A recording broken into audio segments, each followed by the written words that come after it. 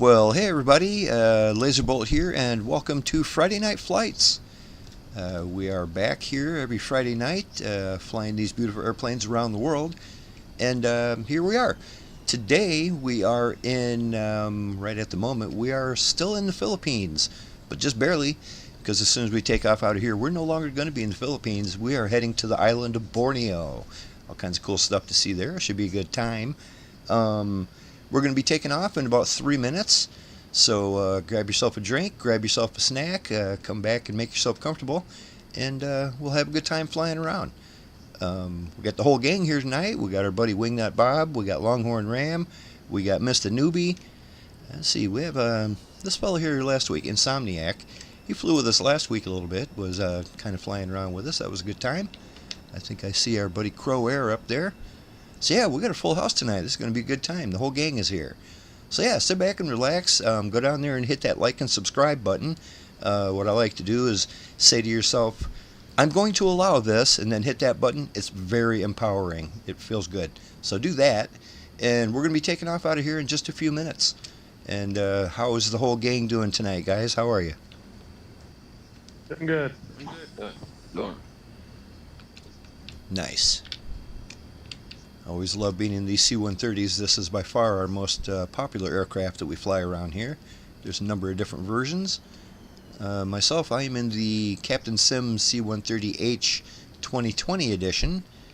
And Wingnut Bob there behind me is in the long configuration C-130J, what is it, the Blackbird Simulations Dirty 30. That is a quite advanced beast right there, and I really like it too. But yeah, grab yourself an airplane, come meet us. We're going to be taking off in a couple minutes, and it'll be a good time. Tonight, on all three of our legs, gentlemen, we are going to be flying up to about 7,000 feet.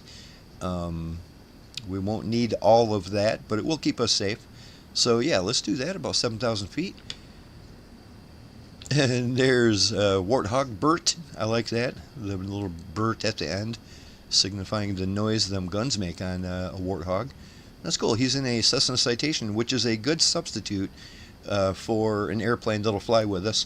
It's a bit like a Learjet, just a different brand, and it should keep up with us just fine. And yeah, that's a nice default aircraft right there. Actually, I see our buddy Warthog Bert saying hi in the chat, so how do you do? Have a good Friday. Yeah, like I said, this first leg, we're going to be climbing up to about 7,000 feet. All the legs, actually. Let's see here. First leg, we're going to take a right-hand turn to a heading of 298, 7,000 feet. For all three of our legs, we're going to be cruising at a indicated airspeed of 250. So count on that, 250 knots. The first leg's a little bit of a short one, so we should get there quick.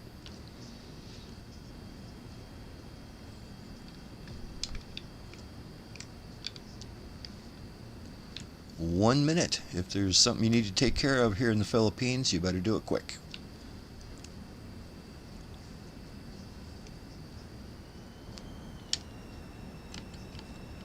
Give myself some flaps here.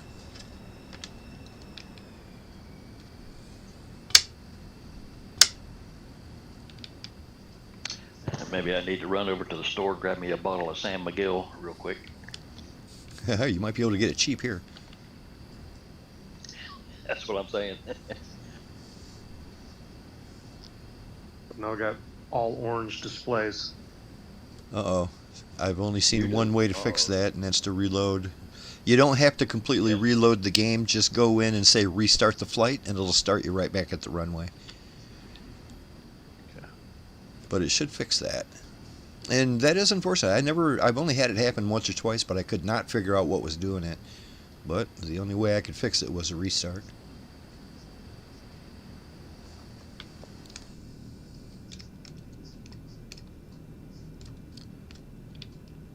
Alright, gentlemen, remember we're climbing to 7,000 feet. Turn right to a heading of 298. Yeah, it's 10 after the hour. Let's go ahead and get these birds up in the air. See, Longhorn has already spawned in down there. That's a good deal. That didn't take long at all. Alright, guys, let's go ahead and spool these birds up and fly out of here. Lazerbolt is rolling. We're going to go right over the top of your head, Longhorn. Fear not. What could go wrong?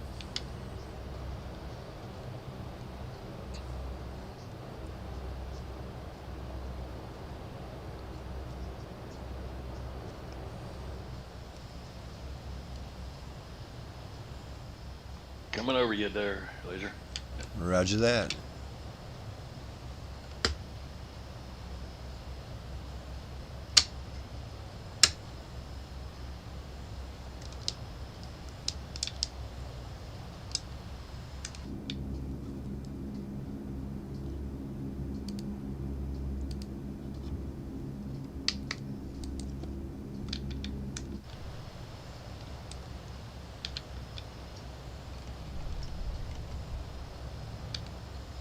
Happy Friday, everybody. Hopefully everybody had a good week. I know, Longhorn, you were taking a little trip last week, weren't you, up the coast of California? Hopefully that went pretty good. You said it might rain, but maybe you stayed dry. Yeah, it rained Tuesday, Wednesday, and part of Thursday. Oh, no. Hopefully you got a little bit of nice weather. Yeah, actually, the when it didn't rain, it got up to almost 70 degrees. Ooh, nice. Boy, this is beautiful early morning sunrise going on here.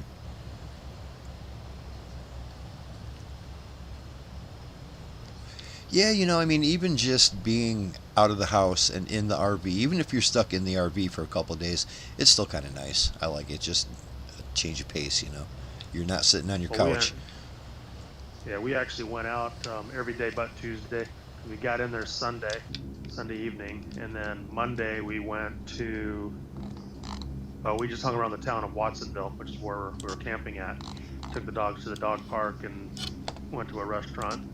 And then Tuesday we were planning on going out, but that's when it started to rain, so we just spent the day in the trailer. And then Wednesday we had reservations for the Winchester Mystery House. Oh, cool. And Yeah. went and did that in San Jose. You know, we've flown right by that, and it looks awesome from the outside. It's pretty cool on the inside, too.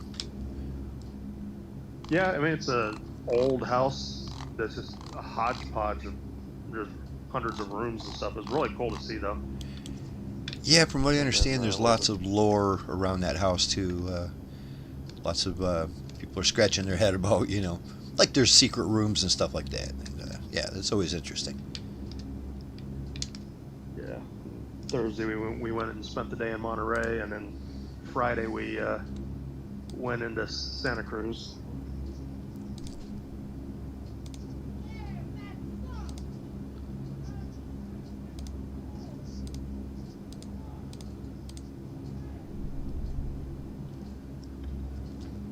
Well, we are inbound for Sandakan.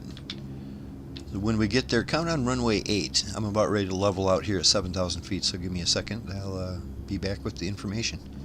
This first leg, we really don't need to go to 7,000, but good practice. We'll be at 7,000 for the rest of it.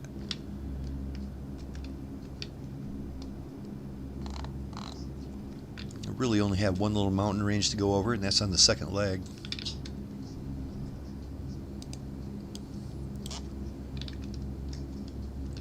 Alright, when we get to our first stop at Sandakan, we're going to be landing runway 8.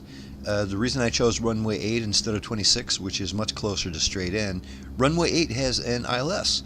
So that's always fun. Let's do that. Runway 8 with the ILS frequency of 109.3. Count on 109.3 for that. And let's see here. It's about a 7,000 foot runway, so that's plenty big enough. You know, isn't it weird thinking... Like right now, look at how high we are. We're at 7,000 feet. And the runway we're about to come into is as long as we are high. Isn't that odd? That always seemed weird to me. It seems like we're way higher than that, you know? I don't know. Anyway, it's the same distance. The runway is as long as we are high at the moment. So count on that, runway 8. Once again, it is an ILS of 109.3. And that is at a heading of 082.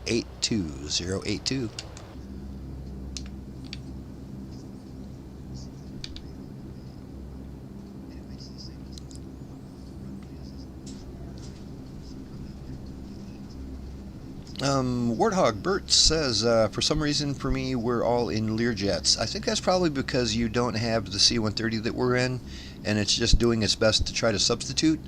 It's often not a very good substitute, but it's good enough. At least you see something, some kind of airplane going on. That's probably why that's happening. Our buddy Kubi Montana says, hello, good flight. Hopefully he'll be able to join us. I didn't see his aircraft in the air just yet, but he's probably with us. Yeah, hey everybody, good to see you. I'm going to slow my ass down to 250. I'm going way too fast. I'm just trying to keep up with Bob. I slowed down, so I didn't get too far ahead of. Right on, no worries.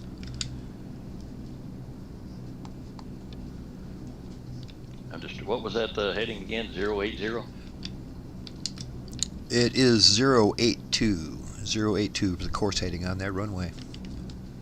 Okay, gotcha.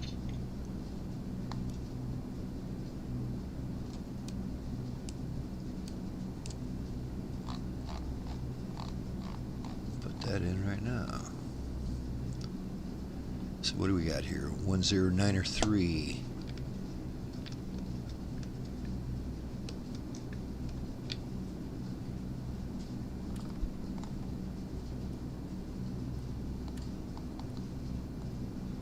One 0903. We're all set up already, just that easy. Of course, we got to make sure we set our radio beam coupler. Got to put that radio beam coupler over on the AFF setting. Now we're all set.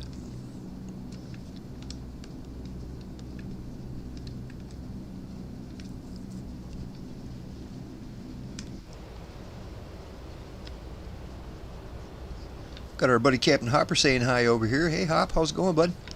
Happy Friday, man.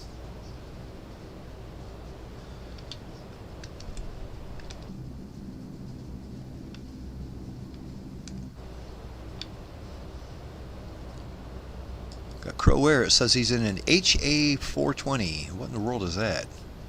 HA, to me that sounds like it might be a helicopter, but I doubt it is.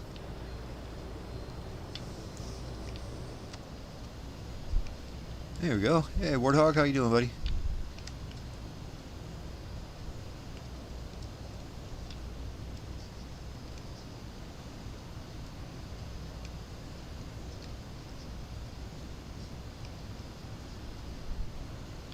So I see Longhorn got that bird back up in the air. That's a good deal. We got Midlife Rex back there. That is our buddy Kubi.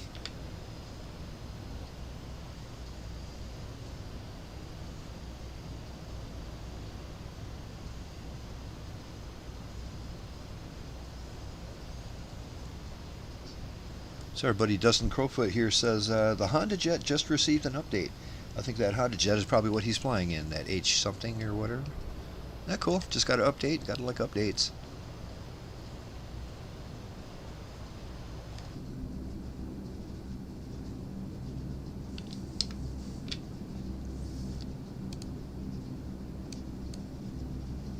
Before too awful long, we are going to turn to the left quite a bit. We're going to actually have to go past the airport so we can line back up with that runway 8. Usually we just shoot for whatever's closest in, unless it's got an ILS, so we'll go for that. We are already in the island of Borneo. A lot of cool stuff around here. We'll probably be in Borneo for at least 2 weeks. This week and then next week. And then after that we're going to be whatever it is just south of Borneo. Getting real close to Australia.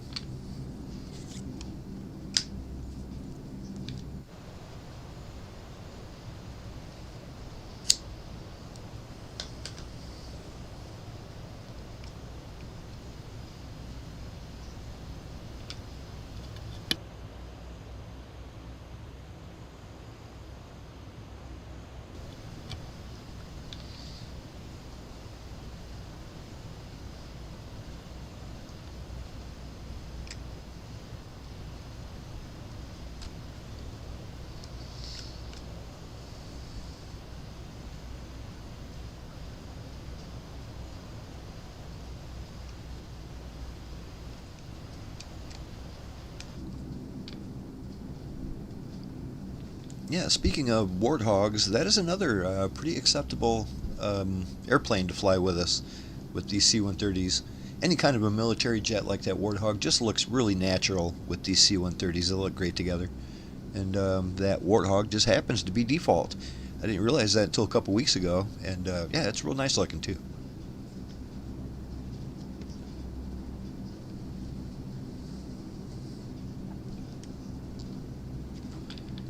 So Longhorn, restarting, fixed your orange screens going on? Yeah. A good deal. I don't know why it does that. It seems a little random. It's only happened to me once or twice. But it pretty much makes all your avionics useless. You can't use them at all. Yeah. How do I get the mileage back in the bottom right corner of my first screen? Set pointer 1 to, on your... Oh, pointer 1. Yeah, pointer Okay. 1. Set it to iNav. Okay, that's where it's set, but it's just showing X's for it. Maybe you have to redo your flight plan? Yeah, did you load your flight plan? Oh, I did, but I don't think I hit execute. Oh, right on. Yeah. Let's see. All right, there we go. Yep, there we go. Now it's in there.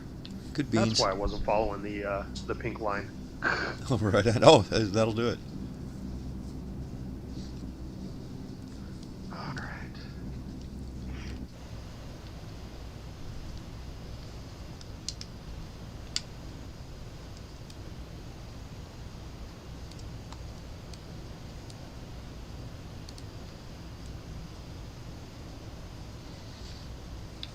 Oh, hey guys, you want to hear something interesting? Remember, it was probably 3 weeks ago. We were flying around the Philippines. We were going down the coast, and there was a long line of volcanoes. It was really interesting. Remember that? We were like, oh, there's another volcano, another one. And then we ran into this one volcano that was super pointy. It was like super pointy, and I even said, it's like, that's the only volcano that hasn't had the top blown off of it. That's weird. I wonder if that means it's going to be the next one that goes. Well, guess what? It is. It's erupting right now as we speak. Very odd. I saw that. Yeah. I knew you were going there. Yep. Yeah, as a matter of fact, here, hold on. There's a live stream of it, and you'll recognize the volcano. It's like the pointiest volcano I've ever seen. And remember, we went by it, and I was like, gosh, it looked like it's really red on the top. Like it's actually glowing or something. Here, hang on.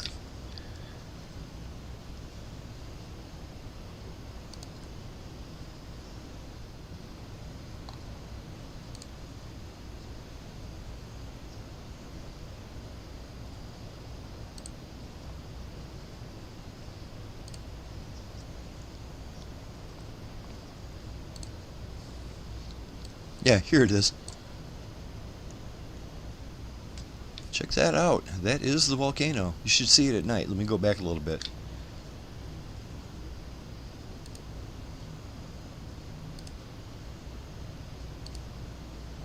Yeah, look at that. That is 100%. Just like it, exactly. I remember seeing that trough rolling down the side. During the daytime, it doesn't look like much, but at nighttime, it's crazy. Yeah, look at that. That's what it looks like at night. What a difference. Were you trying to put that on your... It's on the There stream. you go. Okay. Yeah. Look at that. That thing's really erupting. I don't know if I'd want to be anywhere near that place when the whole top of that There thing was shears off. Yeah, there was a city. Yep, by golly, right there. See? That's, Yeah, I mean, look at it. Look what that thing looks like. That'd be pretty imposing, wouldn't it? If you were sitting where this camera's at, I'd be like, oh my. That's right downtown. It's time to skedaddle. I'd be gone. I would so be gone. I wouldn't be a Mount Vesuvius victim over here for sure. But yeah, that's crazy. We were just there, and I was commenting, oh, that thing looks like it should blow any minute. And well, guess what? Yeah, I remember that. I didn't connect the dots. That was the same one that we had flown over. Yeah, that's interesting, huh? Yeah, it looks a lot more peaceful look how during the high day. that is. Oh, it's crazy. During the daytime, it looks nice and peaceful. But it gets dark, and you can see there's some nasty stuff pouring out of there. And it looks like the main lava flow is going right towards the city. Crazy. Goes to show you, a small world.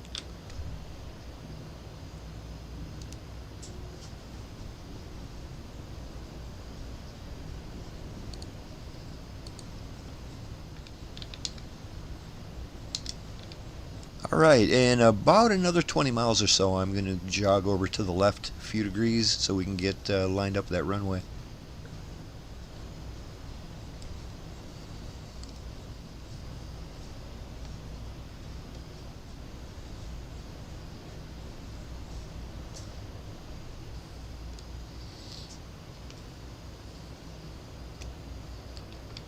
So Crow Air, is that Honda jet some version of like a small business jet sort of thing, or?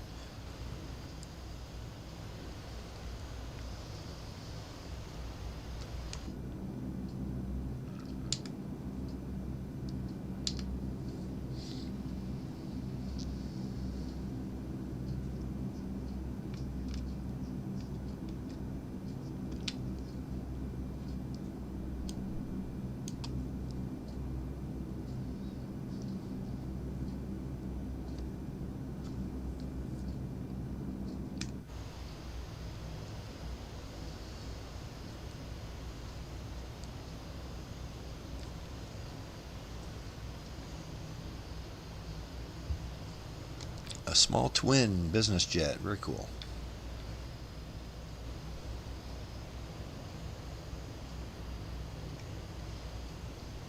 Our buddy James Holmes up here saying good morning. Somehow he's still awake. He's over there in not quite England, maybe Scotland, I forget which one, over there in Great Britain somewhere.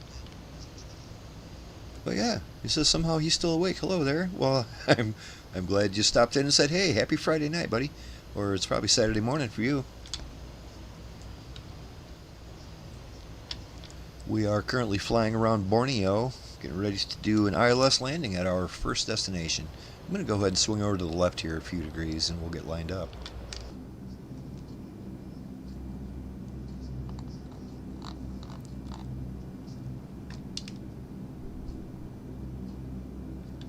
Boy, if you look at the map, we have a nice little group following us here, don't we? That's a nice group flight right there.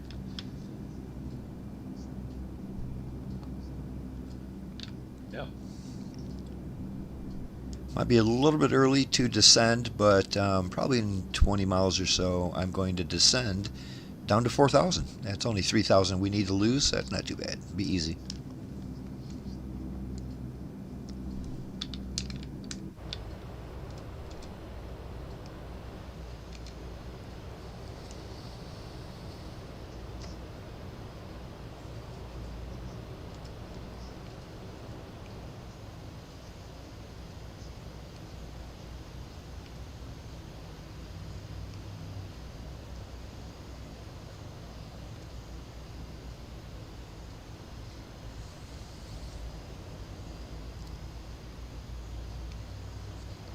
It's been real nice and warm around here. I'm happy to report all this, well, not all the snow melted, but there ain't no snow on the roads anymore, and that's nice. Yeah, we've got the coldest we've been in 3 years, and had an inch of snow a couple days ago. And we were forecast to get 5 inches yesterday, but Oh no. we were hovering at 34 degrees, so it's just stayed rain.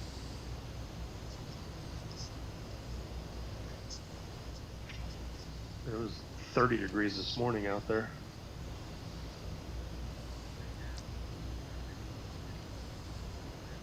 Our mountain, our volcano in my backyard is completely covered in snow now.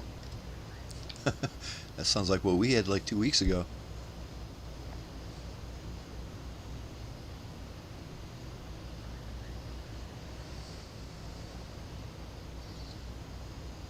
Oh yeah, Dustin Crowfoot says that Honda Jet, it's working. Oh, it's going to work in career mode. That's nice. Always to have an airplane you like in the career mode.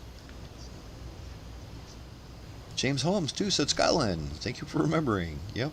Well, I know the first couple times I said you're from England, and then I heard you speak, and I was like, oh, he's not from England. It was very thick, like luxuriously thick Scottish accent. Brilliant. Says he was hoping to get Flight Simulator on the PS5, but doesn't cross over to the PC, unfortunately. Oh, that is true. That is true. The Xbox version does, but the Sony version doesn't. Weird, huh? It's almost like they did that on purpose.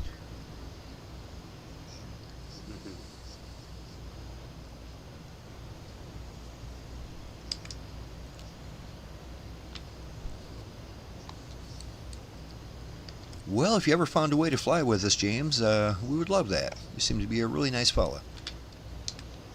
A little bit early in the morning for you, I get that. But it is Friday night.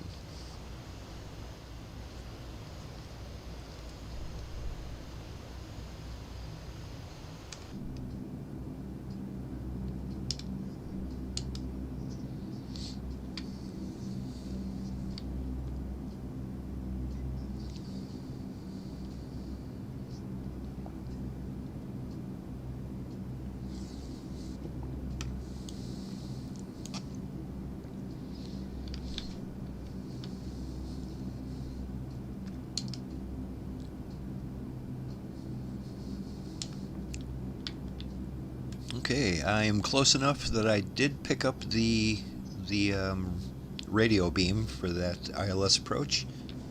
The localizer is within range. It's way too early to engage it, but at least I know I'm about 28 miles out. Right now we're flying basically parallel to the runway, and the runway is at our right. They would call this a right downwind approach at the moment. In another 20 or 30 miles, we're going to be turning to the base leg and then final.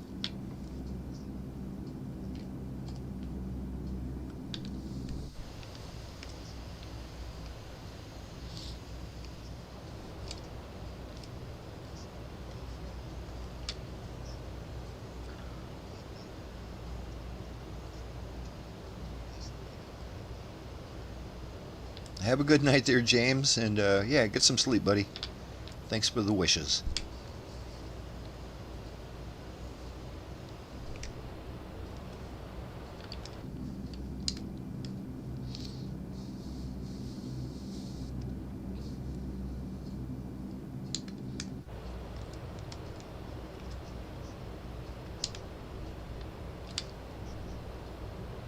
I guess that would put the runway over here somewhere, right?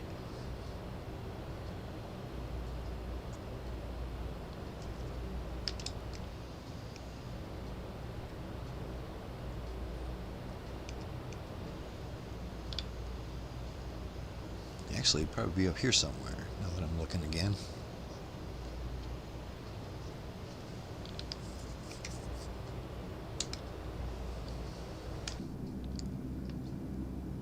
Well, before we make our base turn, I am going to go ahead and drop a few, like 3,000 feet. I'm going to drop down to 4,000.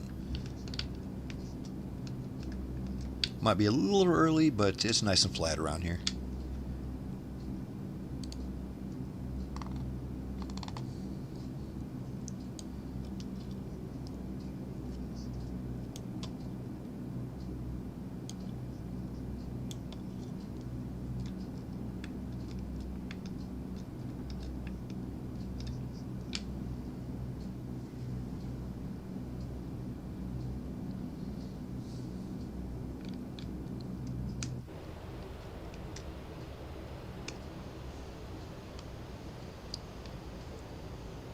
I guess my plane is U.S. Air Force. Yeah, it just had the USAF on the back, but it is gray with the orange tips, right? Wingtips and stuff. Yep. Yeah, okay, it looks pretty sharp. I'm just not used to seeing it. It's pretty cool. Yeah, it's the first time I flew the long version too. So just trying to find something different. Right. Yeah, Bob says as far as handling wise, it seems to be roughly about the same thing. It's got to be a little heavier, but yeah, it performs about the same. They're both massively heavy as it is.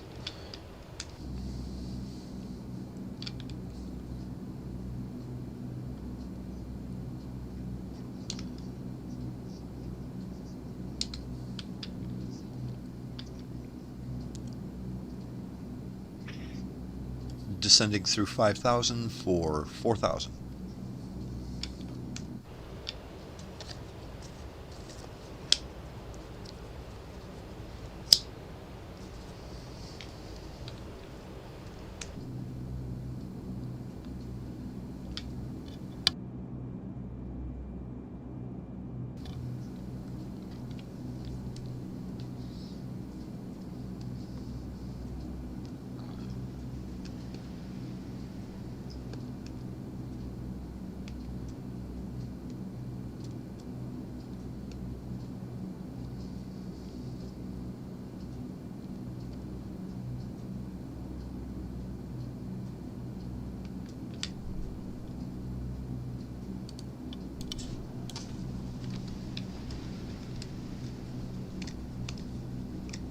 Well, I'm already picking up the glide slope, but once again, we're not lined up for this at all.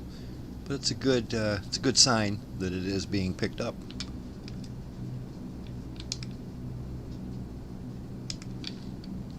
Yeah, I got a quick update on my car situation. For anybody who doesn't know, for I don't know, the last month or so, my car has been buried in snow. My 2001 Camaro has been buried up to the windows. Um, Finally, the snow melted enough to where I went out there about a week and a half, 2 weeks ago, and cleared it off. I was going to take a ride to the store, and once I cleared all the snow off of it, I realized that somebody smashed in the whole front end of it. Somebody backed into me in the parking lot and just smashed in the whole front end. So that wasn't good. Plus, the hood was open after that, and the whole inside of the car filled with snow. The whole inside of the engine compartment filled with snow. So I didn't want to try to start it when it was full of snow. And anyway, wait a week or two, and everything all melted. Car's all melted out, is sitting there, and it looks like crap. It's got a smashed-in hood and everything. I hate that about it. But I did get it started. I had to refill the radiator. The radiator had a hole in it, so all my coolant leaked out all over. I had to reposition my battery and all that, and he broke a headlight. But I was able to start it. Took a little trip to the store. Everything's fine with quotes around it. You know, not ideal to have your car all smashed up, but what are you gonna do? You know, there's no cameras in the parking lot. There's no way for me to tell who did it. I suspect it was the plow truck. There's a plow truck over there every day that plows out that parking lot, and it was probably the plow truck backed into me. And whatever, like I said, what are you gonna do? But I was just happy to get my car started now. So anyway, I have a car again. It looks like shit. It's all smashed up, but it runs. I was real happy to get it running, so that was the biggest. If it didn't even start, I'd have a problem. But it starts. I can drive it. Now I'll fix up the cosmetic shit on my own time.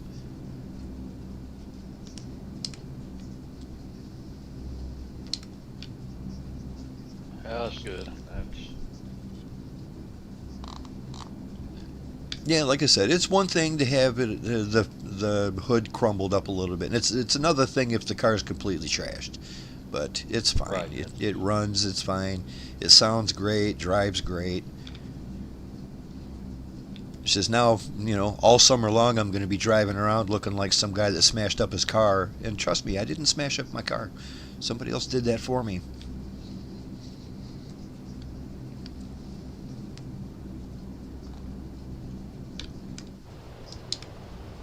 All right, we don't have too much longer. We're going to be turning base leg within a couple minutes, and then we'll be all set for final. Weird, you guys aren't even showing up on my EFB. Really? Yep. I got at least 6 of us, maybe more. I mean, I see your name tags in the sky, but on the EFB, it's like devoid of everybody. It always does I've seen something everyone. different. Yeah, every flight. Did you ever get my name tag, Bob? Can you see my name now? I can, yeah. Well, at least that fixed itself. Yeah, I think my internet might have been the reason for that, because remember it kicked me off the internet completely when I came back in. Yeah, that's right. After everything rebooted, it's all good to go. Well, good. That's good news. Yep.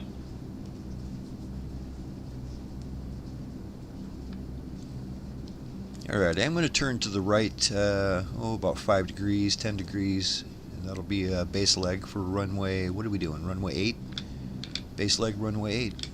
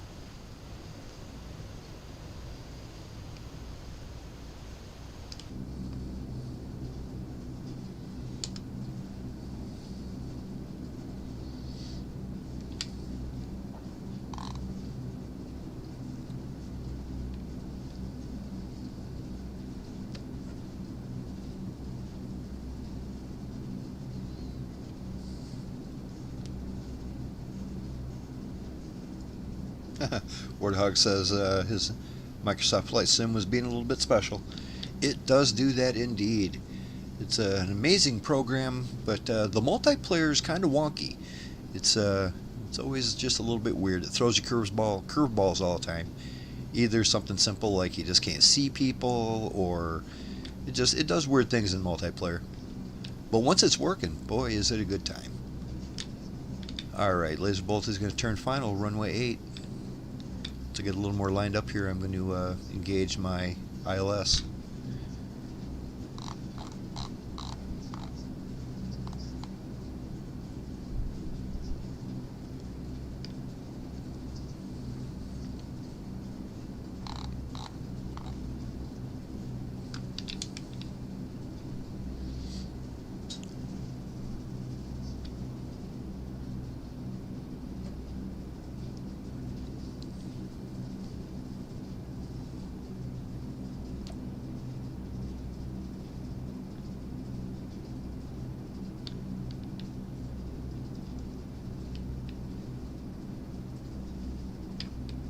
Yep, and for some reason he sees us all as Learjets.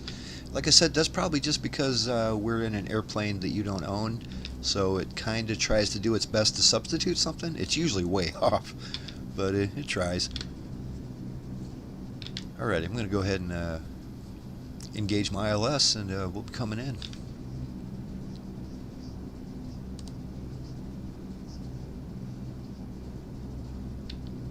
Just like that, we are engaged to the localizer and coming in. We're underneath the glide slope at the moment. That's this little doodad here. This will start dropping. When it hits the horizon, it will bring us down.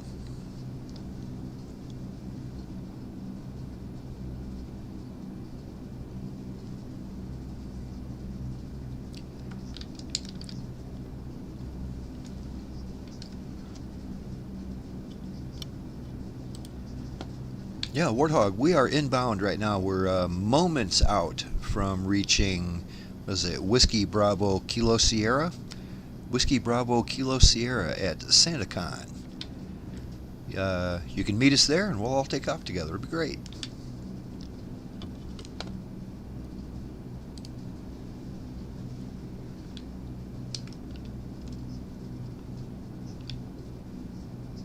I'm going to start slowing this bird down.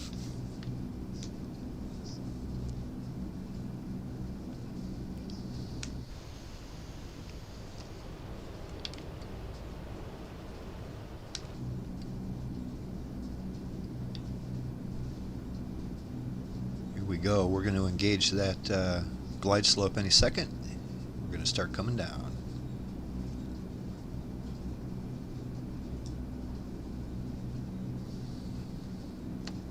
Just like that.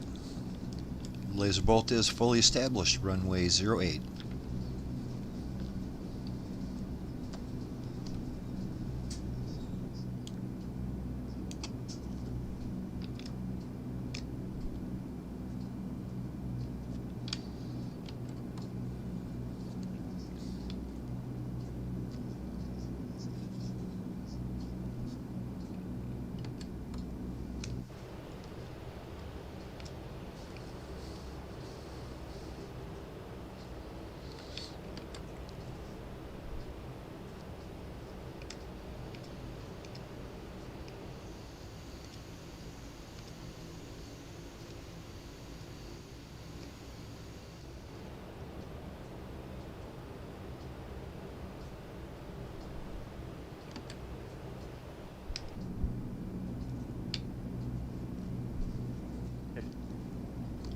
Tell me if it brings you down the left side of the runway like it did me.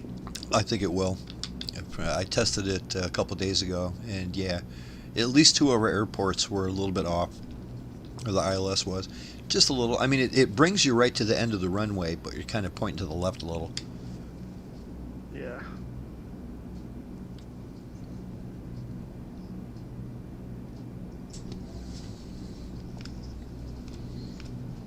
A 7-mile final, going gear down.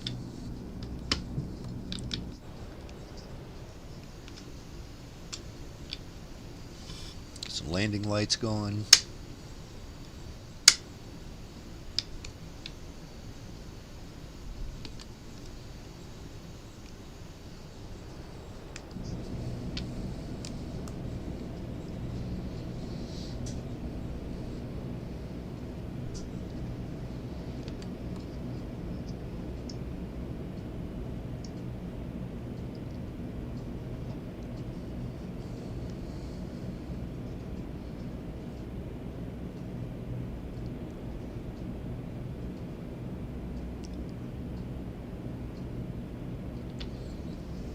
Warthog is wondering how he can talk to us in voice chat.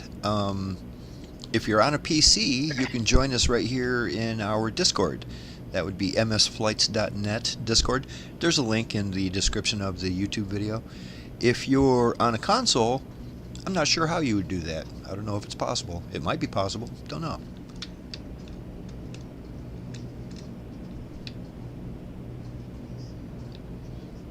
Spree Mile Final.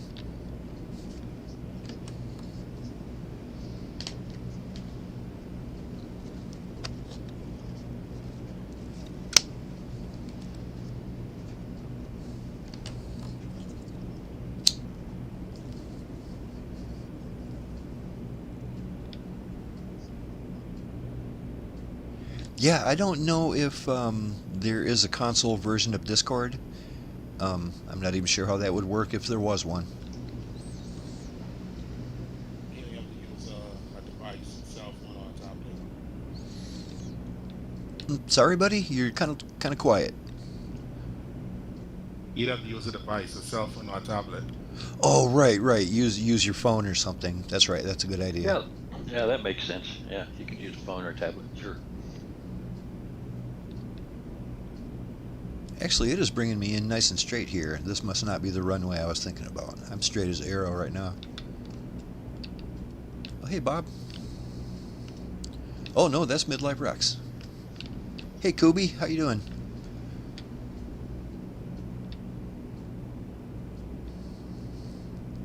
Give me the old tip of the wings there. Nice.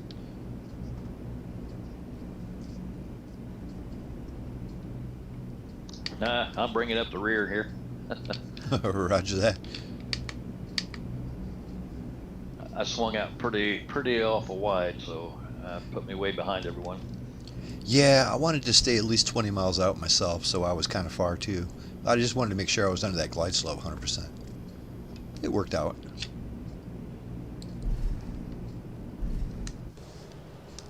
Longhorn, you already on the ground? Oh yeah, I'm at the end of the runway. Yeah, he beat us here by like 5 minutes. Run in and grab me a Sam McGill while you're there. I'll meet you. Lazerbolt is clear to the left.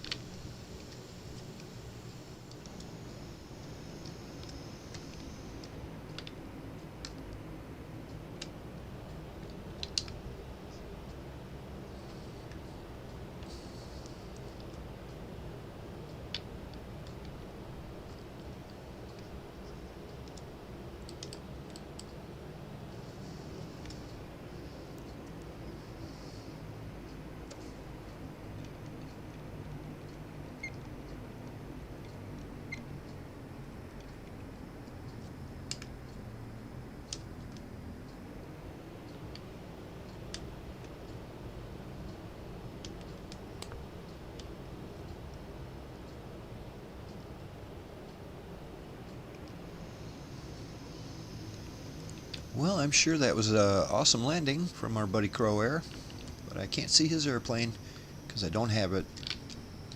Sometimes it doesn't even bother trying to give you a substitute. It's just like an invisible jet. Like I said, there's weird multiplayer issues. It's got a lot to deal with. Whatever.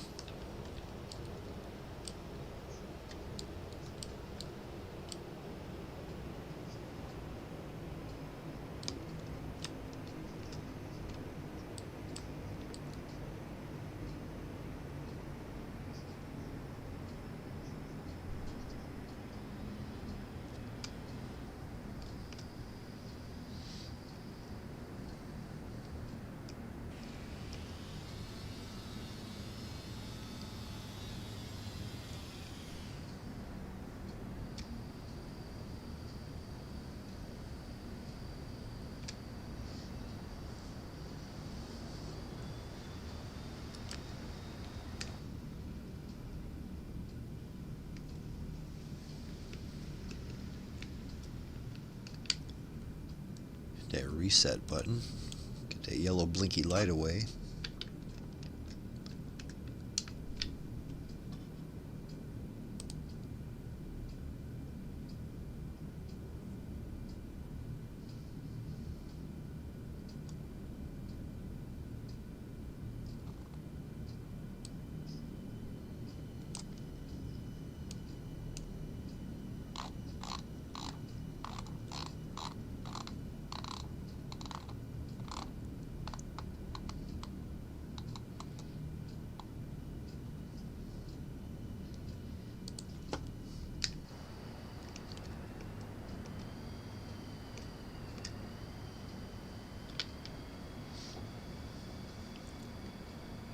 That big old bird down there, Bob. Good thing it's got real nice reverse thrust, huh? Oh yeah.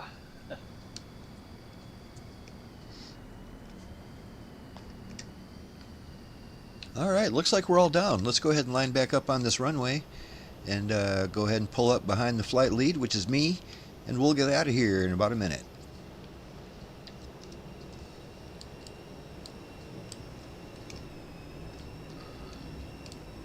And take off from 26 this time. Can we or will we? I mean, you Are can, we? yeah, if it helps with your wind speeds, yeah, sure, go ahead. We're all going to take off from well, runway 8, though. Oh, okay. I figured 26 lines us up with where we're headed. Yeah, it is a lot more straight in, that's for sure.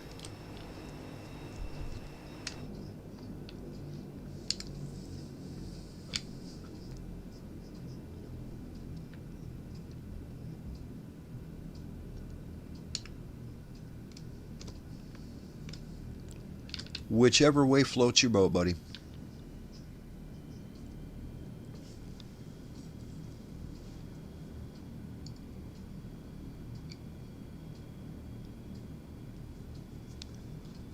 Warthog says sorry if he crashes into us. He just got the game about a month ago. But yeah, no problem, buddy. That's why first thing we do is we turn off crash detection around here. No crash detection. I have never seen somebody in all my years of playing this, and it's been a couple decades, I've never seen somebody happy that they had crash detection turned on. Never once.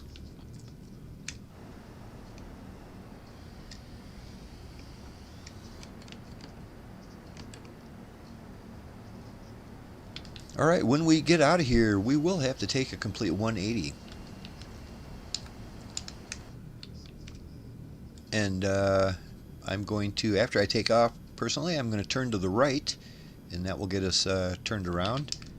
Our next airport is at a heading of 254. 254 for Brunei International.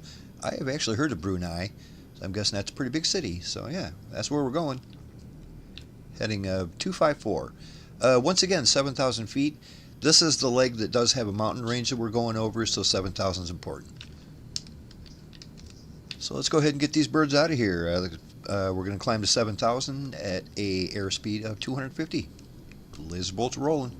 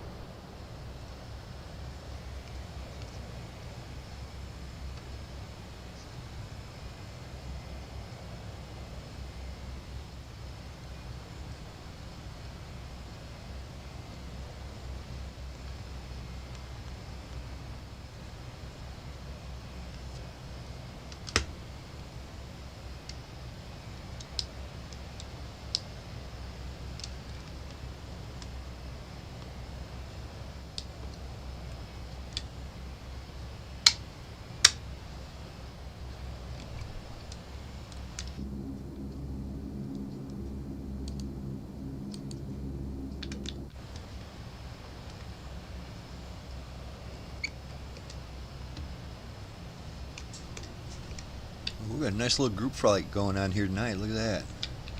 Lots of interesting aircrafts.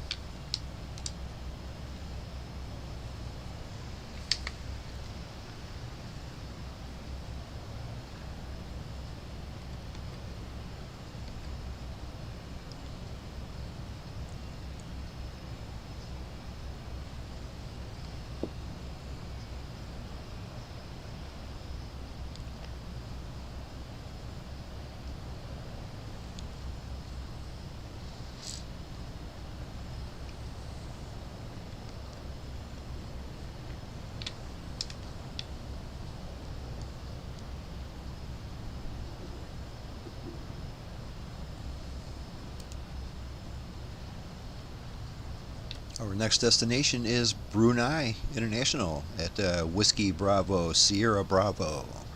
It's Whiskey Bravo Sierra Bravo.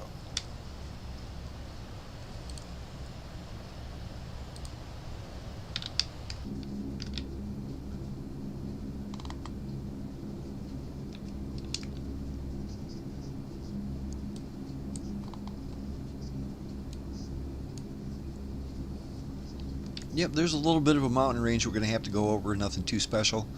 We're actually kind of going in between two of the peaks. But yeah, 7,000 you'll be fine.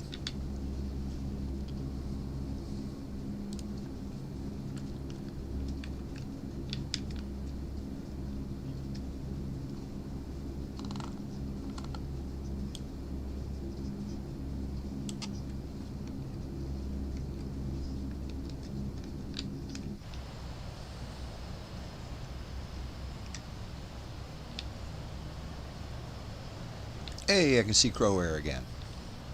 I think he switched aircraft.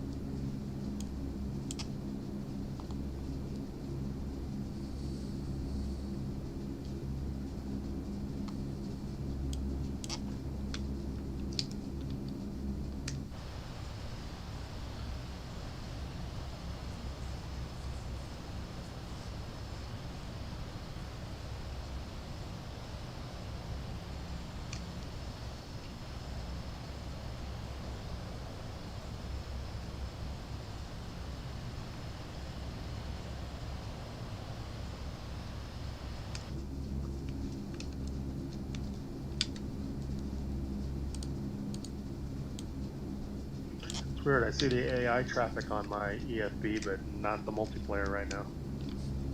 It's always something. I'm holding just over 7,000.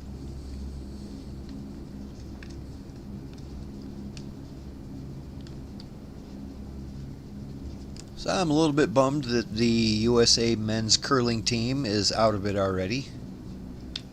But I'm a little bit happy that the USA women's curling team is doing great. Right along with the USA women's hockey team. I guess they took a gold yesterday or the day before. Yeah, doing good.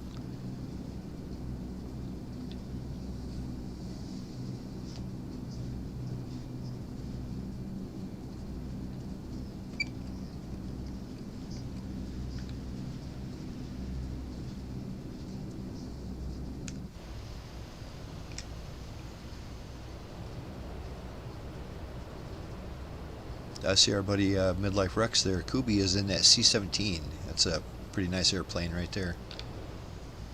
That was one of them that somebody all on their own developed that outside of the game. It wasn't an official product for the game, but they made it and it was really nice, and they were giving it away for free. And now in the new version, the new 2024 version of the sim, they bought the rights to it, and it's a default aircraft. It's a pretty nice one.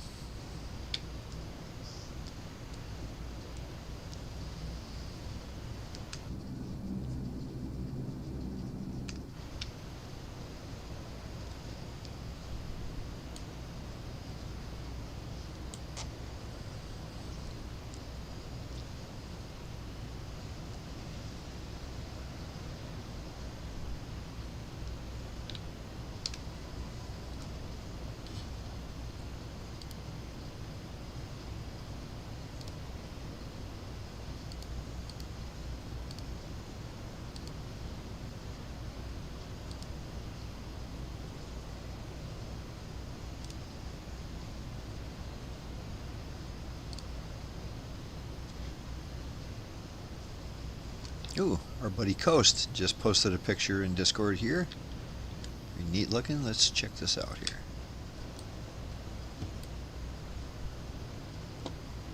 That is pretty cool. I wonder what we're looking at. But that's cool.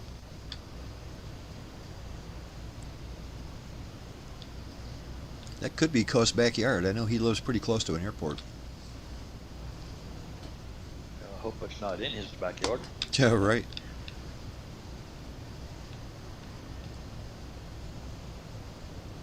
I hope that's not one of the hummingbirds, because they're getting big. Hey, Coast, how you doing this evening? Sure, Carly. Coast, good to hear you, buddy. How you doing? Doing better.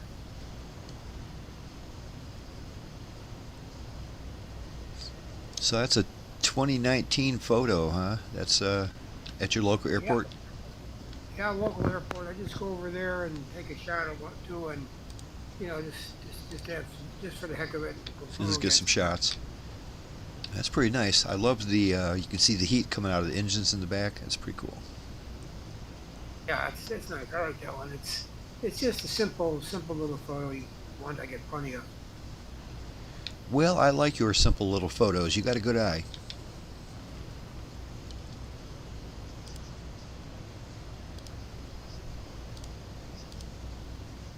I can't get the newer photos on because I got them off. I got them on hard drives that are offline now.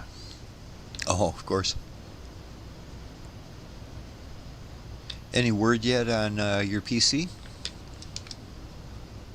Apparently, everybody's busy these days. So no. Likely excuse.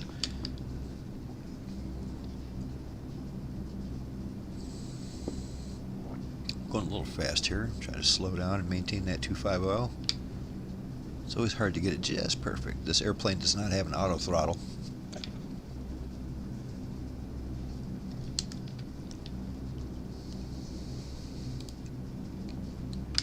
Alright, a little information on our next destination, which is Brunei International. That's Whiskey Bravo Sierra Bravo. We're coming in on runway 21. Count on that. Runway 21 is massive. It's almost 12,000 feet. That's one of the biggest ones we've ever landed at. It's pretty big. So count on that. Runway 21. 62 feet of elevation. That's right at sea level. No biggie. We do have an ILS approach here. The localizer is at a frequency of 109.7. 109.7. And that is at a course heading of 211 degrees. 211 on that course heading. So count on that. Runway 21 when we get there. What, 211 up here?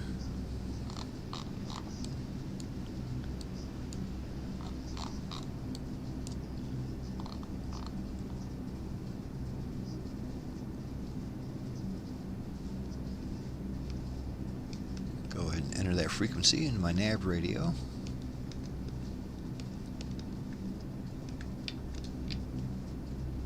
We got 109.7. It's already almost there. Just like that.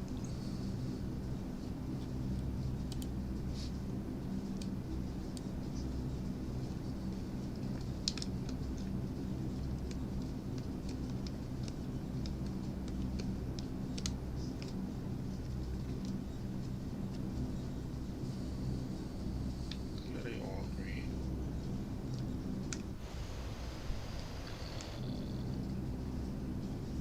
I'm trying real hard to maintain 250, but I'm just missing the mark.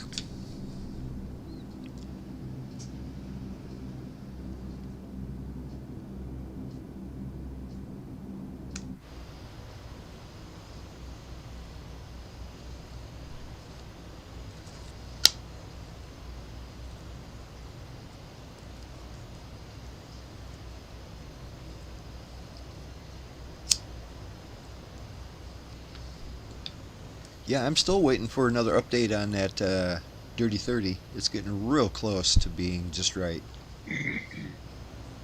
Myself, there's only like two things that I can think of that I wish they would improve, and I don't know. One of them is at least something that I'm not sure that it's not supposed to go that way. Maybe it's supposed to be that way, and I just feel like it's wrong.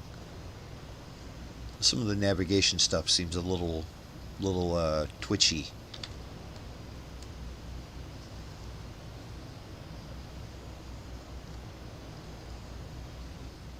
Yeah, you're right. I've learned to deal with it, I guess. Gotten used to it. Yep, I do love it.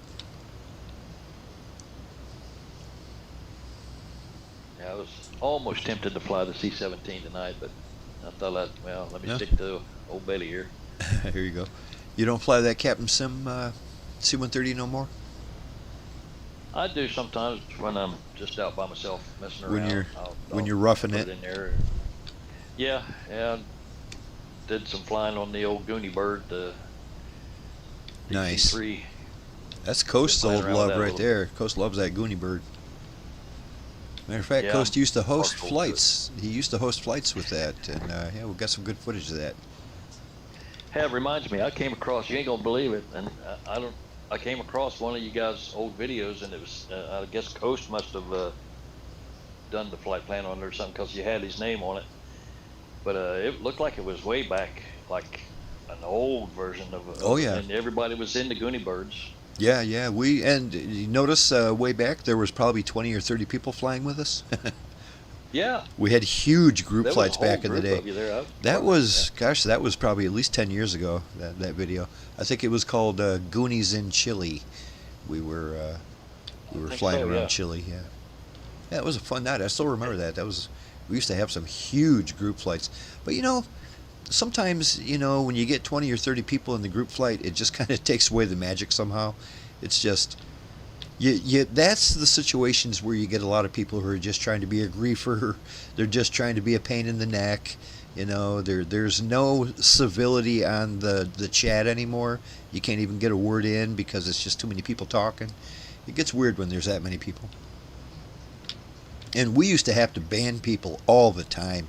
I haven't banned somebody in 5 years around here, probably more than 5 years. We used to have to ban 10 people every flight. There was just too many people, and they were all idiots.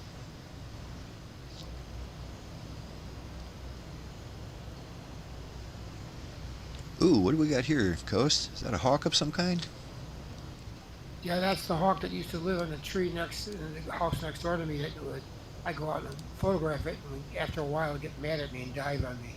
He's looking directly at you. He's coming at you, buddy. Well, I actually had my one of my pieces of equipment. It's the monopod with me, and as he came down toward my head, I lifted it up in the air, and he flew over my head. I thought you looked like a big rabbit.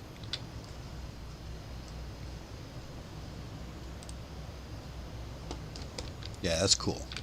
For a second, I thought it was an owl. It's surprising that hawks have this way of their way their feathers work. They streamline their head in the airstream, which you can see. It's not like you would see it normally. It is. It's almost spooky how directly at you he's looking. He's looking right at the lens, man. He's coming at you. He's got you in his radar.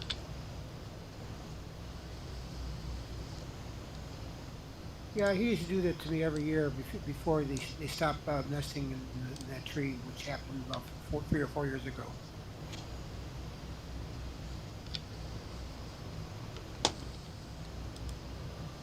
Well, you got a hell of a cool backyard with all that wildlife going on.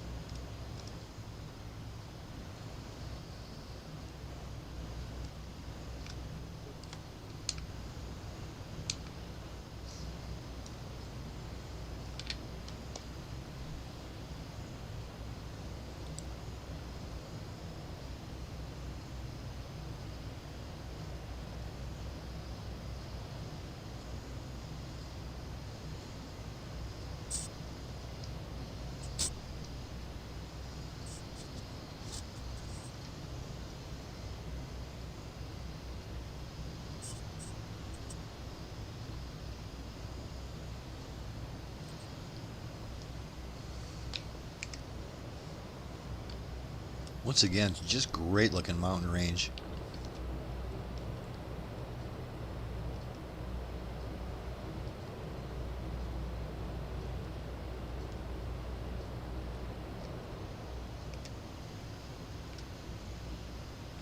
Yeah, it's been pretty warm around here, Coast. I think, geez, we hit like 45 degrees a couple days ago. It was nice. Melted everything.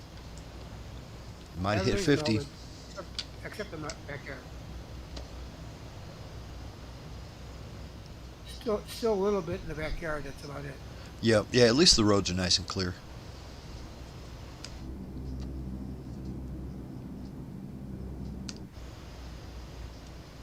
We're supposed to get some snow Sunday and Monday. Oh, I've had enough of snow. I'm done with that. I can handle the cold, but I've had enough snow. Not to mention the fact I can't completely close the hood on my car anymore, so it's going to get snow in there. That was one of the things I was real worried about, popping the hood open. It was like, I was 100% sure that if I managed to get the hood open, I'd never manage to close it again. I don't want to drive around with the hood flopping around. So I did manage to get it open, and then in order to close it again, I kind of had to bend the hook out a little bit so the hook lined up with the little catch. But it's all good. It works. I got a car to drive.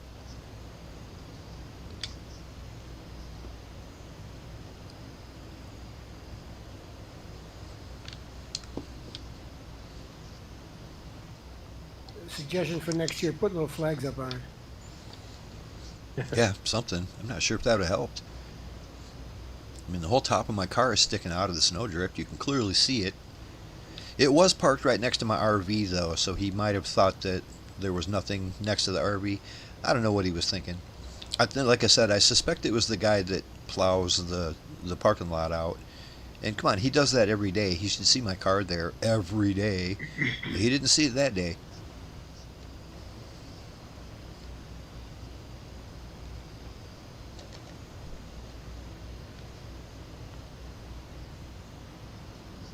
Yeah, this is nice. I always love seeing people holding formation.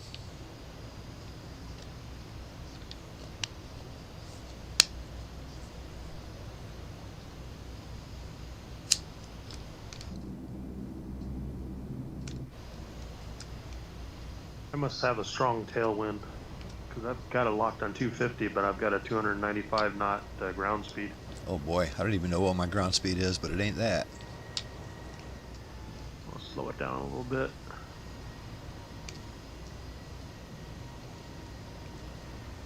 Well, we got a little party going on up here, don't we? You must have found yourself a bottle of that Miguel. Yeah.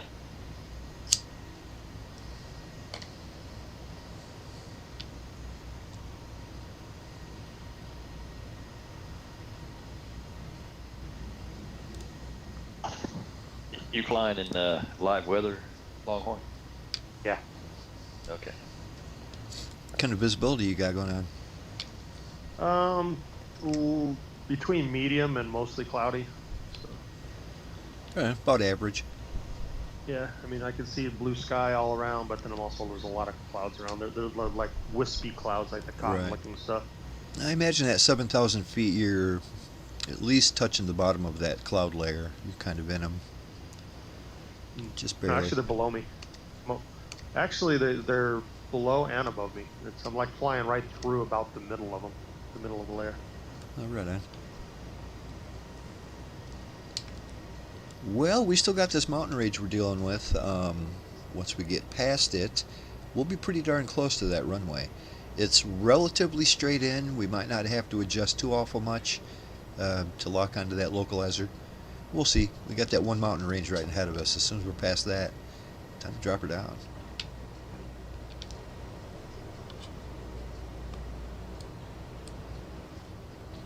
Oh, my Starlink Mini, the 100 gigabyte plan, worked out pretty good. Did it? Good. Yeah, I was going to ask you about that. I use 95 gigabytes. You used 95. Yep. And well, actually, we got there. We didn't get there till about 4 o'clock. So after we finished setting up and everything, then I went back and was able to watch the Super Bowl. Didn't realize that I was driving right by Santa Clara, where the Super Bowl was. Right. Didn't even think of that, but saw some cool their air shows that they were doing flying the B-2 bombers and whatever their support aircraft was. We saw these streaks going through the sky in super tight formation, and we're looking at it, it's like, what the heck are those? It's like, well, I guess one plane's putting out a whole lot of contrails. Well, then they started like turning them on and off, and we're watching them. It's like they're riding in the sky with their jets. Awesome. It's like, what the heck? It's like, and then I realized, like, oh shoot, the Super Bowl's right there. We drove the freeway right next to the stadium, So we ran into a shitload of traffic. Did you guys see that video they're showing? It's like of the traffic radar, like an air traffic control traffic radar, and they showed how after the game they showed all these private jets leaving. I mean, and it was dozens of them, just dozens Oh, yeah. of private jets leaving the local airport. It was kind of funny looking.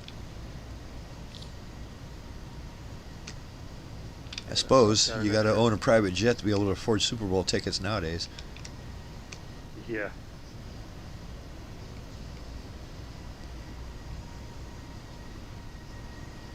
But I was pretty happy with it. We could have went one more day, but we camped basically from Sunday to Saturday. So it's like we could have went one more Oh, day. that's a full week there, and then a day to drive home. Yep. Yeah, very cool. First Too trip bad of the you year. had too much rain. It didn't stop us at all. I mean, like I said, just Tuesday. I mean, we needed a day anyway. That was the only day that we stayed in. The rest of the times, it really didn't rain. I mean, other than it rained all day Wednesday, which we had the reservations for the that mystery house anyways. So it was all inside. And then from there, on the way there, we passed by a cheesecake factory, which we haven't ate at for years. So Oh, you got to of stop course there. Yeah, so we ended up going in there for lunch and had one of the best burgers that I've ever had. And then went into the mall. And then the next day we went out and it rained a little bit off and on, but nothing to really stop us from walking around. And like Thursday, Friday was great. Saturday was great. So it didn't affect us at all, and other than just gave us an excuse to stay in the trailer all day Tuesday. Nothing wrong with that. Nope.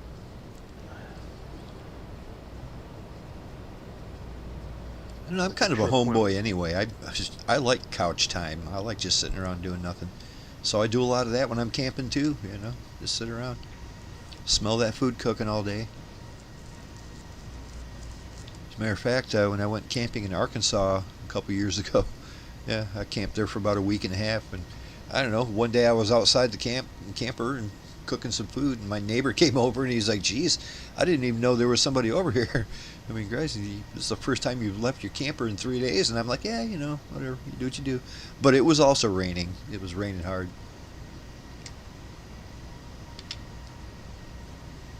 And we ended up eating out just about every single night. I didn't even bother pulling the grill out. We've got a griddle on the back. I have an outdoor kitchen, and the slope of where we were parked was so bad that I would have needed a step stool, because otherwise my griddle was like shoulder height. Oh, there's nothing flat going on there, huh? Yeah. Oh, it was flat. Well, it was flat, but it was inclined. It was sloped. Oh, It wasn't right, like uneven or anything. Was it an actual So we campground, or you guys just found a Yeah, place? yeah, Okay, that's cool. yeah. It was a state park. Oh.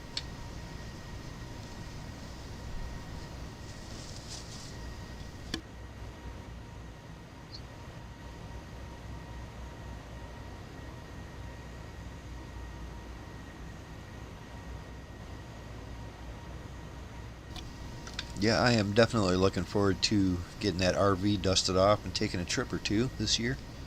I'm not sure when it's going to be or where I'm going, but I can't wait to do it.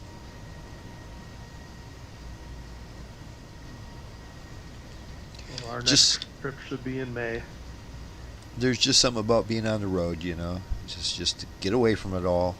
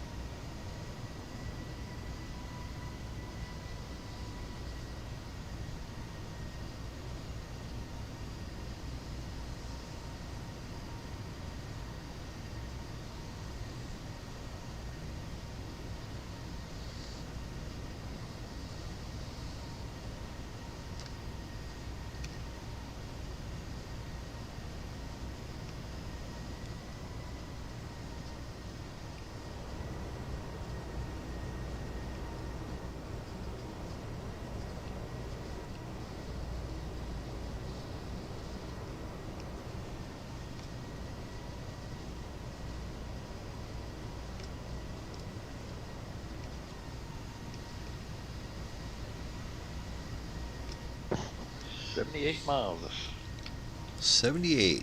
Good beans. Yeah, I might jog off a little bit to the right to help line up. You'll see that there's a nav aid called Victor Lima Bravo. I'm going to turn to get lined up with that, and then we should be fine for final. Still a little too soon to descend. Do you see that when I'm talking? Yeah, I see it. Is that a VOR station, maybe? I'm not sure what it is, VOR or an MDB or whatever they call it. Not an MDB. What do they call those? Yeah, they call them MDBs. Is that what it is? Yeah. I clicked on it. It says VOR DME. DME, that was what I was searching for. That will definitely get us there. I'm sure the D in DMV stands for directional. Well, we got the whole gang up here. Look at this. They also call it a VLB, I guess. That's another term. That sounds VOR delicious. DME.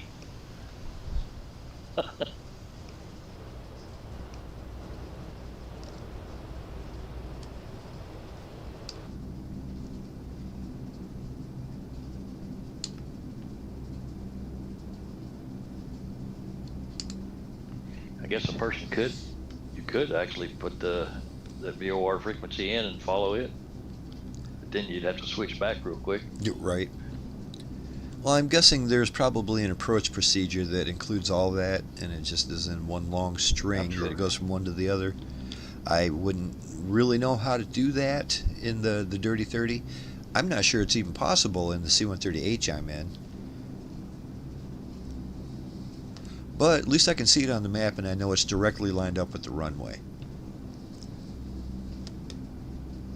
Which I am going to go ahead at this point and turn a little bit. I'm going to turn straight west. Was that a heading in 270? 270.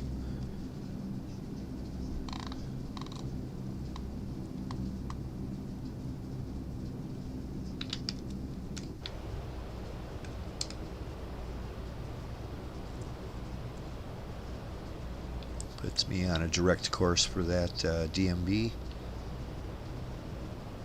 I imagine within the next 20 miles I'm going to pick up that localizer, and I'm just going to go ahead and switch over to it. We're straight enough in, no problem.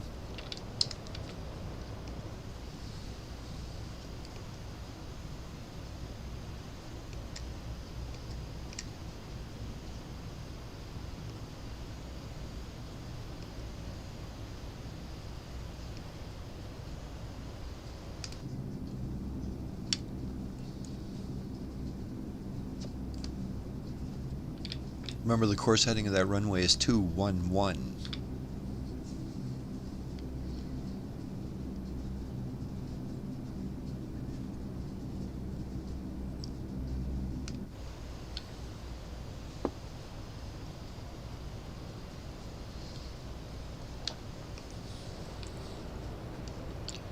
Oh yeah, also, it is that time.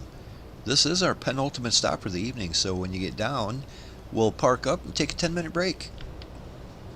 That is a good time to go ahead and grab the game if you want to join us. 10 minutes is plenty of time to download it. It's a pretty small install. You just have to have a good internet connection so it can stream everything else.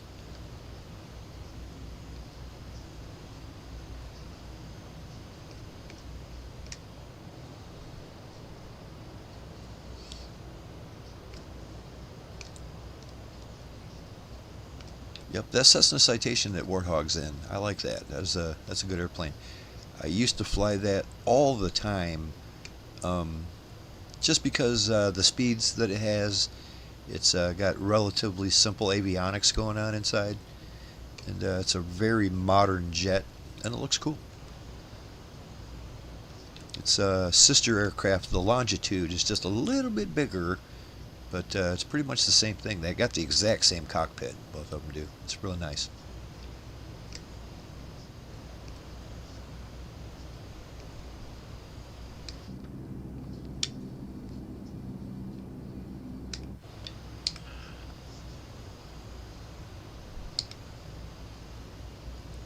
Bob, you got a distance to the airport? 56 on the money. 56. Real nice. Yeah, in about another 10 miles, I'm going to drop her down to 4,000 feet. Okay.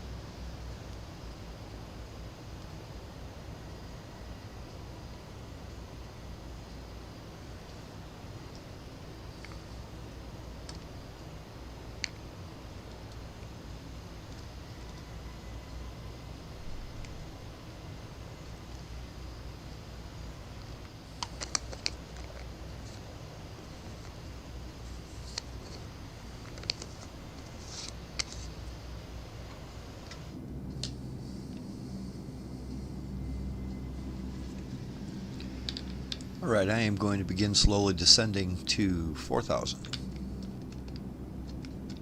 We're at 45 miles.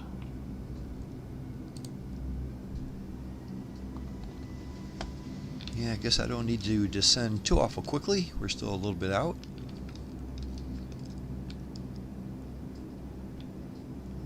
I always like to be at about 4,000 feet when we get within 20 miles of the place.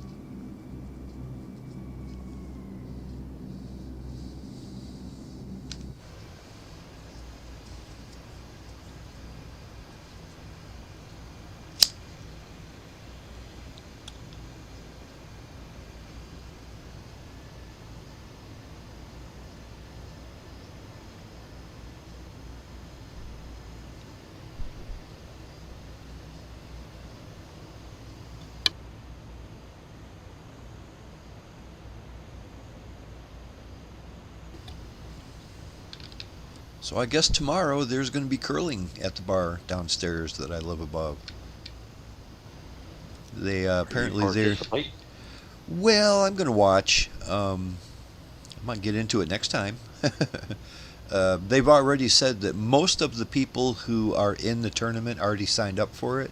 Most of them have never curled before. So I'd be in good company. I've never curled before. But I watch it all the time. I got the strategy down pretty good. I've never tried it. You know, there's a lot more strategy than you might think.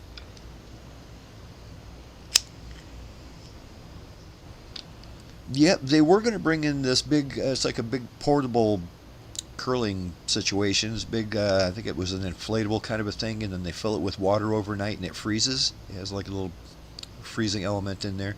And then overnight it freezes, and of course when that happens it self-levels itself. And then they just kind of like smooth it out, and you can play.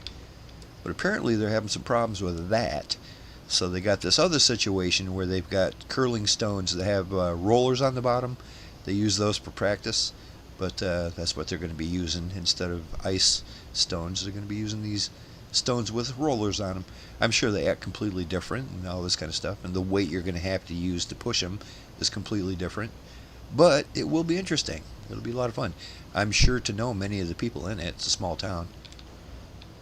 But up here in the north, especially us old guys, I mean, curling's a big thing. You know, just everybody watches curling around here.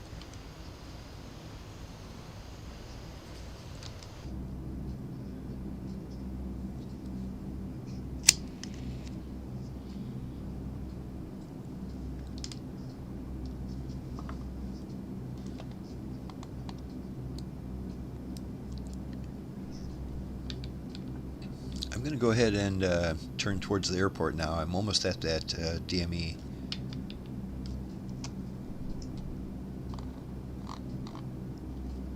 I'm pretty much lined up with the ILS localizer beam. I'm just too far away.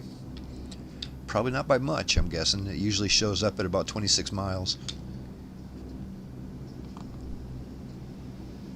I'm at 33 right now. Right on, another 5 or 6 miles, and we should have that localizer picked up.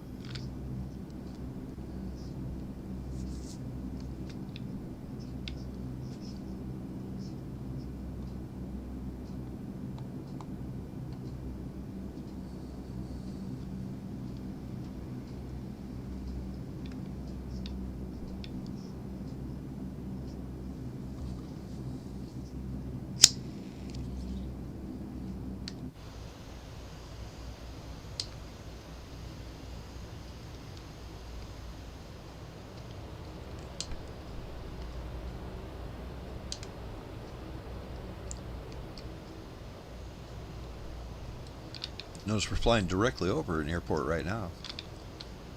Yeah, I see that. Looks like a nice one down there. Yeah, it does. Oh, you see that oil rig down in the middle of the water down there in that bay? That's cool. It's huge. I sure do, yeah, yeah. Gosh, and there are a lot of ships down here. Holy moly.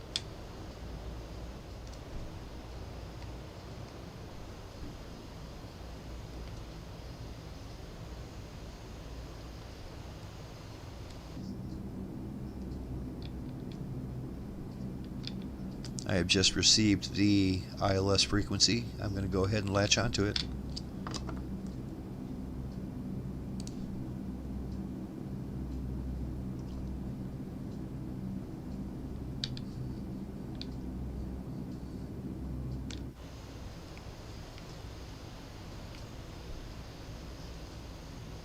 Yeah, that is a very busy port down there. We've got the oil rig. We've got a whole bunch of light tankers. We also have a big, like a luxury cruise liner down there.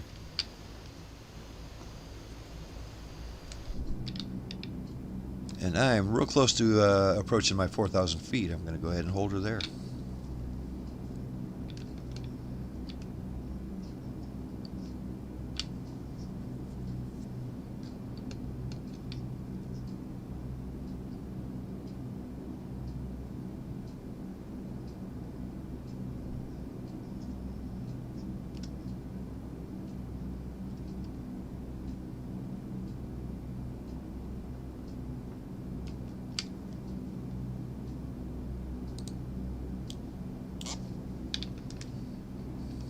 Holding 4,000.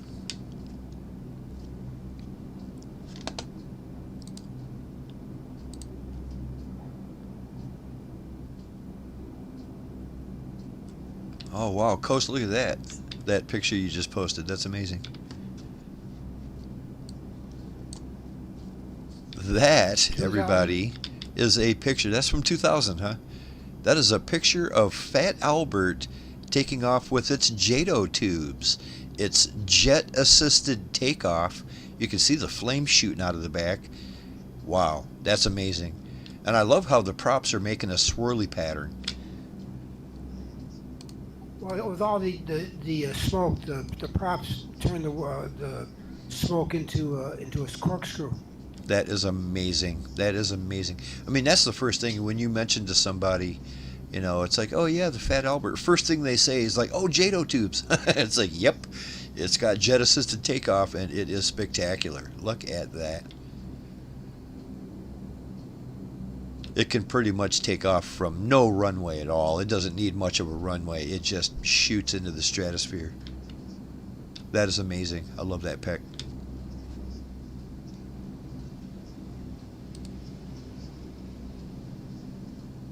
That 2004, where this is from, is the only time I've ever seen it do that. All right. I imagine they don't do it very much. They probably only do it at like air shows and stuff,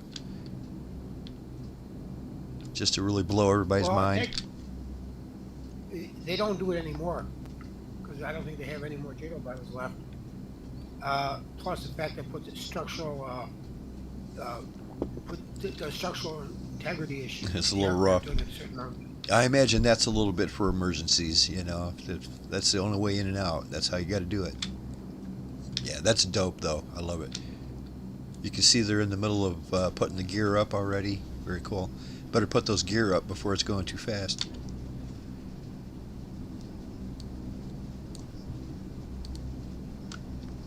Alrighty, I didn't realize it, but I am already launched on to the glide slope and everything. I am coming in. We're 12 miles out, looking good. I better start thinking about my speed, though. Bring it down a little bit so I can go slow enough, put my gear down. I might need those. Locked me in. You're all locked and coming in fully Yeah, established. I got a glide slope Love it. capture, and it's got me zigzagging like crazy, but I'm finally leveling out here. Yeah, it'll find that sweet spot in the middle and just kind of hold you there. Yeah, that's one of the things I'm talking about is like it does everything. So, well, not everything, but some things that Dirty 30 is just a little aggressive. Like I said, the way it latches on to the ILS frequency is just a little aggressive.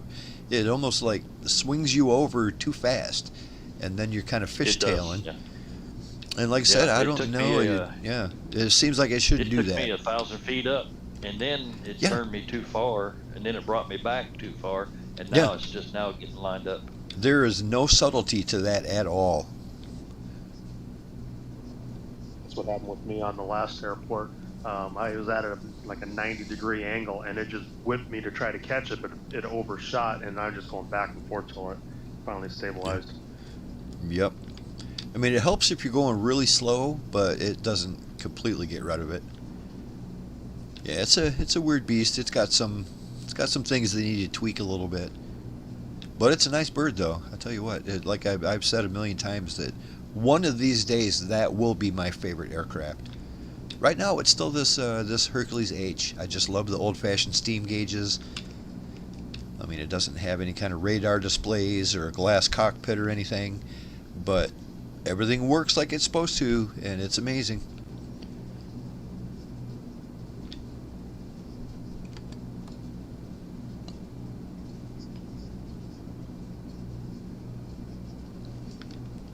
Yeah, I checked out that, I didn't buy it, but I checked out that C-130J, the AC-130 that Captain Sim is coming out with. And yeah, you know, Yeah. it's a little weird. It's just for looks. There's absolutely It is. nothing AC-130 about it. It's just, it looks like an AC-130. The inside of the cockpit just looks the exactly outer. like mine. And yeah, It's I no even did a little research to like wondering, was there actually ever a steam gauge AC-130? And no, there never was. Even Captain Sim themselves said that no, this is just purely for looks. It's a fictional aircraft. They don't happen to have a glass cockpit at the moment, so they did what they could, you know. It's like, yeah, it's okay. I'm not sure it's worth my money just to have a couple guns sticking out of the front of it or the side of it.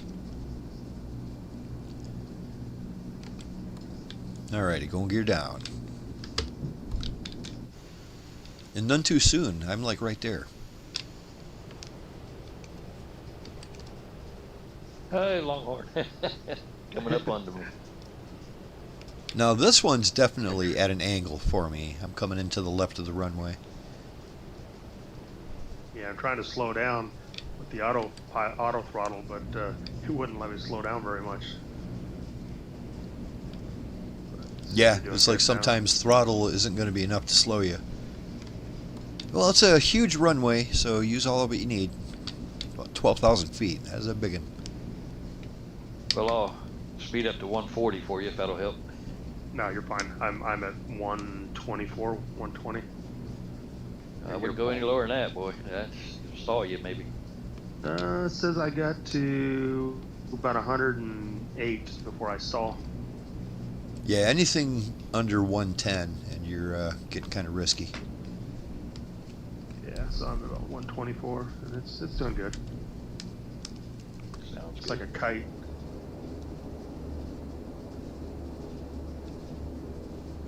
I think my wheels may Lazerbolt is drag this exiting to the hotel here. left.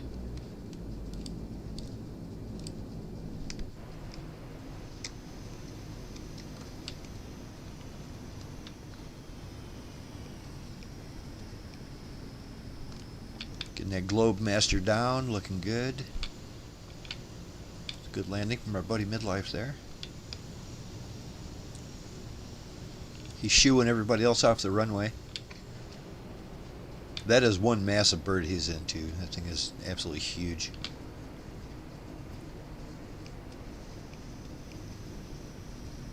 Well, this is going to be a rough landing. Oh, maybe not. So our buddy Wingnut got that thing down like a pro. Yeah, looks like Longhorn did too. That's looking good. Oh, are your gear up? No. Okay. It's always so hard to tell. It used to not be hard to tell, and now I don't even think it shows the gear until you're looking at the airplane for 10 seconds. I get that a lot with the jets. That one that looks like the Learjet, or like the bit, whatever it is, the front nose gear on it. It's like the last ones to show. Well, all right, guys and girls, it is quarter to the top of the hour. At 5 to the top of the hour, we're back in the air. We're doing our last leg. So take 10 minutes, stretch the legs, grab a snack, grab a drink, use the restroom, like and subscribe, pet the dog. There's a million things you can do, so choose wisely.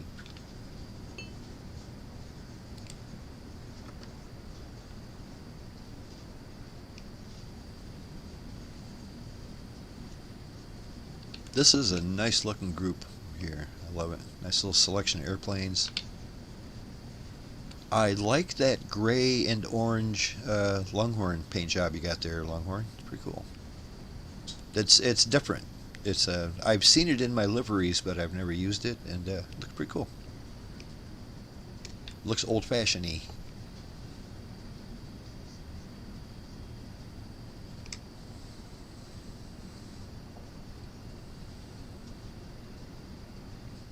It does look a little bit like duct tape, though.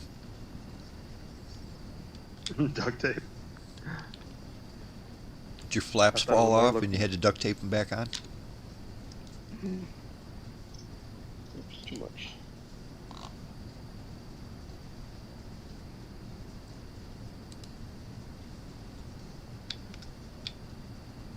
Oh, looks like I've got some rain coming up. Really? This last leg might be a little bit wet.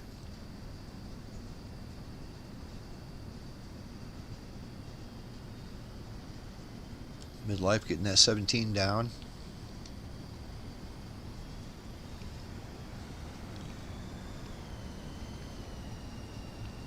You don't realize just how big that thing is until a C-130 is parked right next to it. And it's like, we're in an absolutely gigantic aircraft, but that thing is a beast.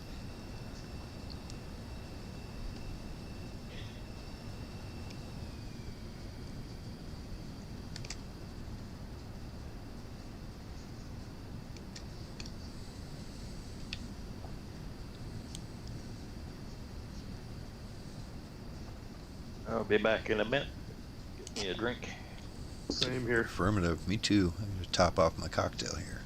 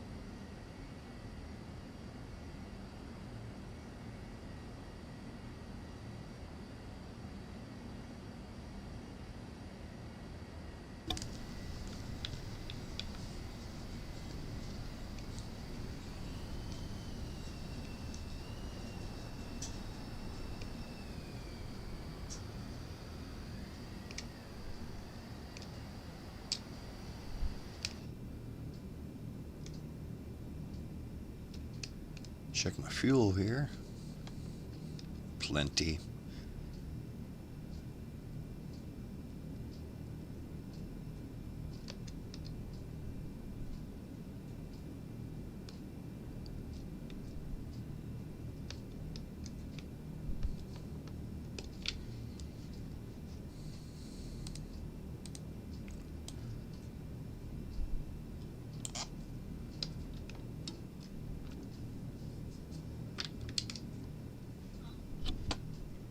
Mm-hmm. Okay.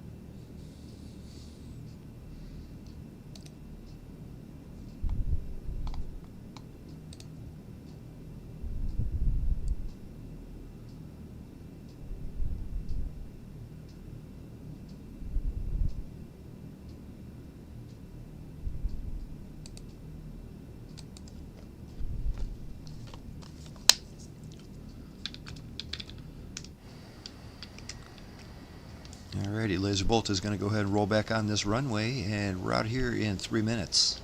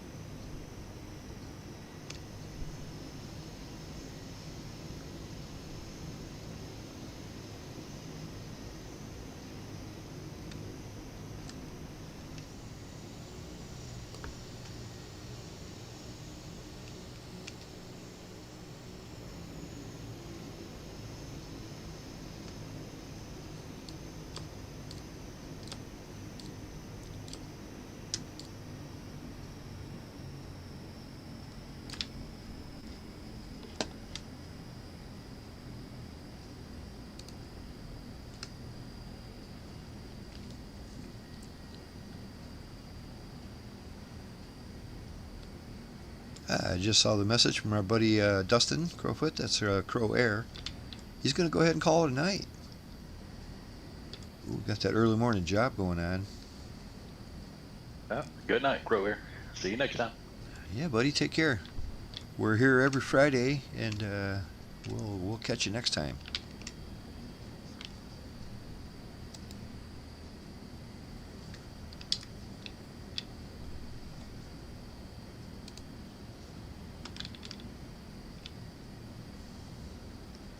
Okay, on this last leg, once again, we're climbing up to 7,000 feet. There's really nothing in our way this time, but 7,000 should give us a good ground speed and get us there in time. We're going to take a slight left-hand turn, or right-hand turn, that is. Just a very slight right-hand turn to get on track.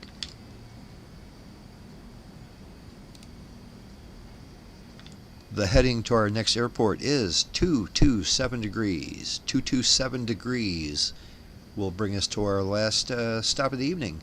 A little place called Bintulu. Sounds fun.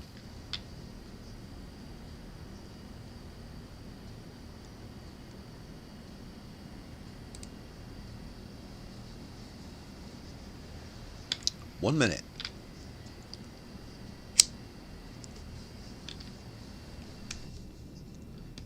I think Insomniac changed to a C-17, or at least that's what I'm seeing in now. Yeah, I think he did. Yeah, like I was saying, I like that, that C-17. It reminds me of the A400, but with jets instead of props.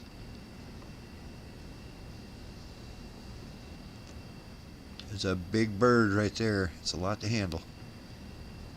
I like these big birds, though, man. It's the way to go. And I like props too. I'm all about them props.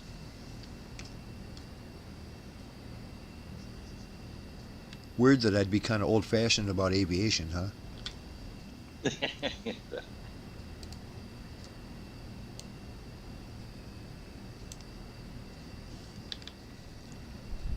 Guys Longhorn. and girls, it is 5 after, or it's 5-2, that is.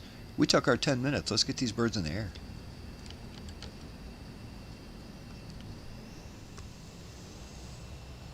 Lazerbolt is rolling.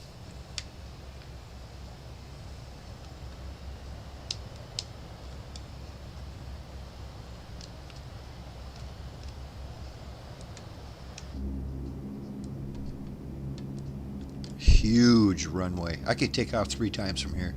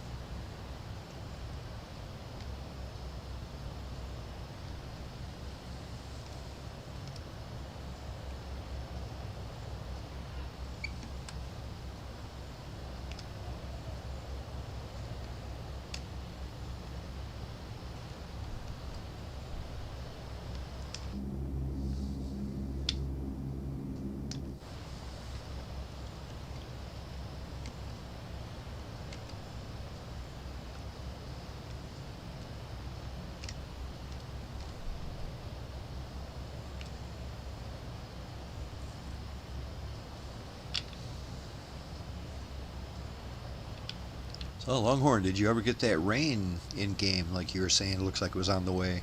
Or are we heading to it? I'm heading into it. It's completely gray in front of me. Yeah, I Nice. just went to live weather too. That looks nasty. Holy smokes.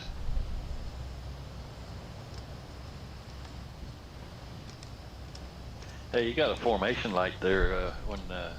If you turn that on, your little green lights on the side of your plane will come on nice and bright.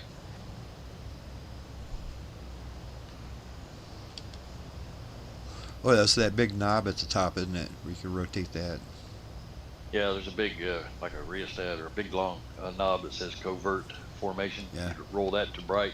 It looks cool too. Green I like lights. that. The soft color of those lights is pretty cool. Yeah.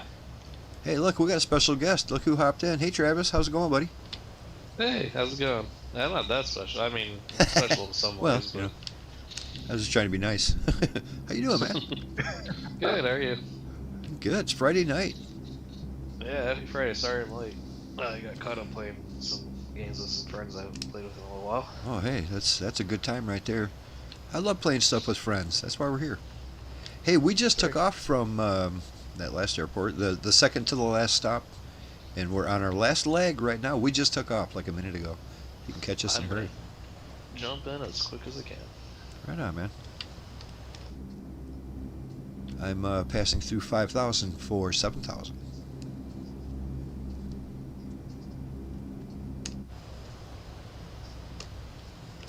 Yeah, I've thought many times about flying like actual real weather in these or setting it to bad weather and stuff just to make it a little more exciting flight. But what ends up happening is it's like a really boring flight. You can't see nothing. I mean, it's gray in every direction, you know. It's just like, I'd rather have some beautiful visuals, you know, than, you know, realism. But some people might want to see that, you know what I'm saying? Some people watching the stream might want to see some bad weather flying. We do it occasionally, but not very often. Anywhere where you're flying at night, because at night the dew point, the spread between the temperature and the dew point gets smaller, and that's just asking for more visible moisture, clouds, fog, Yeah. etc. Yeah, like I said, I like having some nice, beautiful clouds and some. We take off early morning where we got some good colors going. I can look in every direction and see you guys. If it was cloudy, I wouldn't see nothing. I probably wouldn't even see your name tags.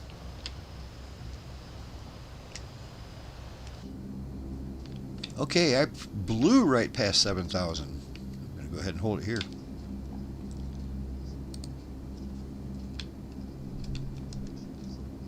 On the one leg where 2,000 would be enough, I went up to almost 8.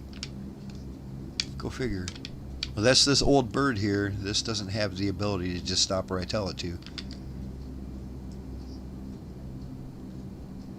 So what do you get flight tonight, Travis? I'm thinking about jumping the C-130. Captain Sim or Blackbird? Probably the Blackbird. It's a good choice. Even though I've been flying this Captain Sim lately, just for the simplicity of it all, you know. It has less functionality than the Blackbird one, but everything works. Everything works perfectly. Yeah, that's fair. And the other one's a work in progress. It is a wonderful work in progress. What a glorious bird. I love that. And I've said it before, that will one day be my #1 aircraft, without a doubt. It's amazing. But not today.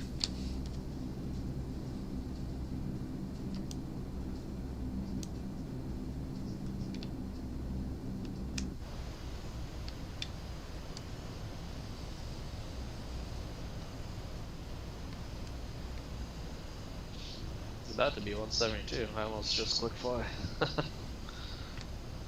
You said you almost hopped in at 172? Yeah. Well, just because it's the last airplane I was messing with on here. All right. I don't think 172 would get you very far. You'd be at the end of the runway by the time we get to the next airport. I did think I downloaded the liveries. Let's see if they're all here. Looks like they are. Yeah, you should see both of those guys are flying some pretty fancy-looking dirty 30s today. I think Bob's in the World War II commemorative paint job, and Longhorn has some kind of a, I don't know if it, what did we say that was, Air Force something or other, gray with orange. It looks nice. I think it's the Arctic version. Well, the Arctic version. Okay. You go looking for polar bears and whatnot. Hey, Wingnut, I- I posted the actual Arctic C-130 on the website. Yeah, That's I see the it. actual one they use. Yeah, I see that. That's pretty cool. Oh, I didn't notice you popped was it in there. connected. Yeah, that's exactly it. That is cool. It's out of Schenectady, New York. Yeah, that's dope. That's exactly what that's what Longhorn's in. That's pretty cool. Of course, this one in the picture might be the short version, not the stretch version.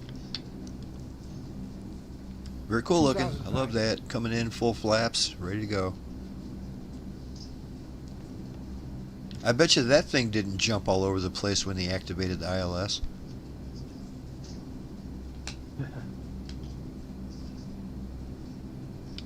Yeah, that's cool. I love that.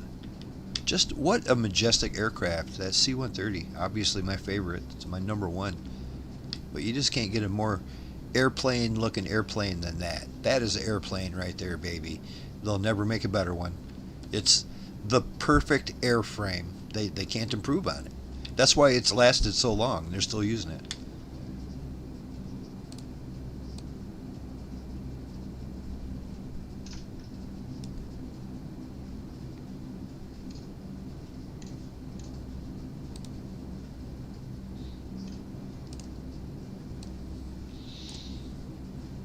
Well, I made it in there. Right on. Welcome.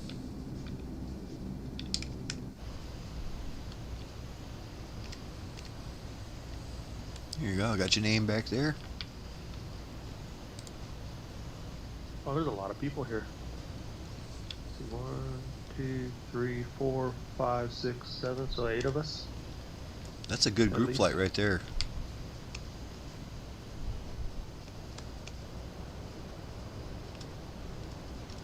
It has crossed my mind that the flights are getting more popular week by week. We're getting more and more people joining, and every one of them has been wonderful, every single one.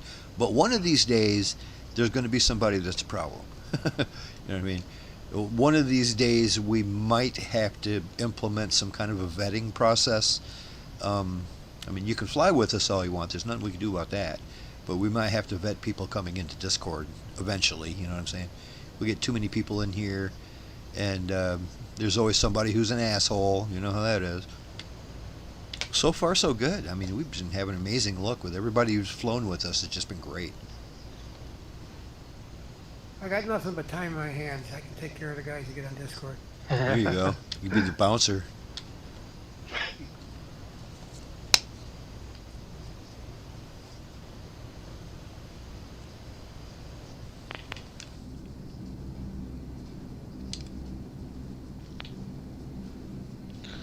Yeah, yesterday I found myself doing a new activity that I've been meaning to do for a while. I may have even talked about it on here. Yeah? But I finally went shrimp fishing. Just fishing? Forrest Gump.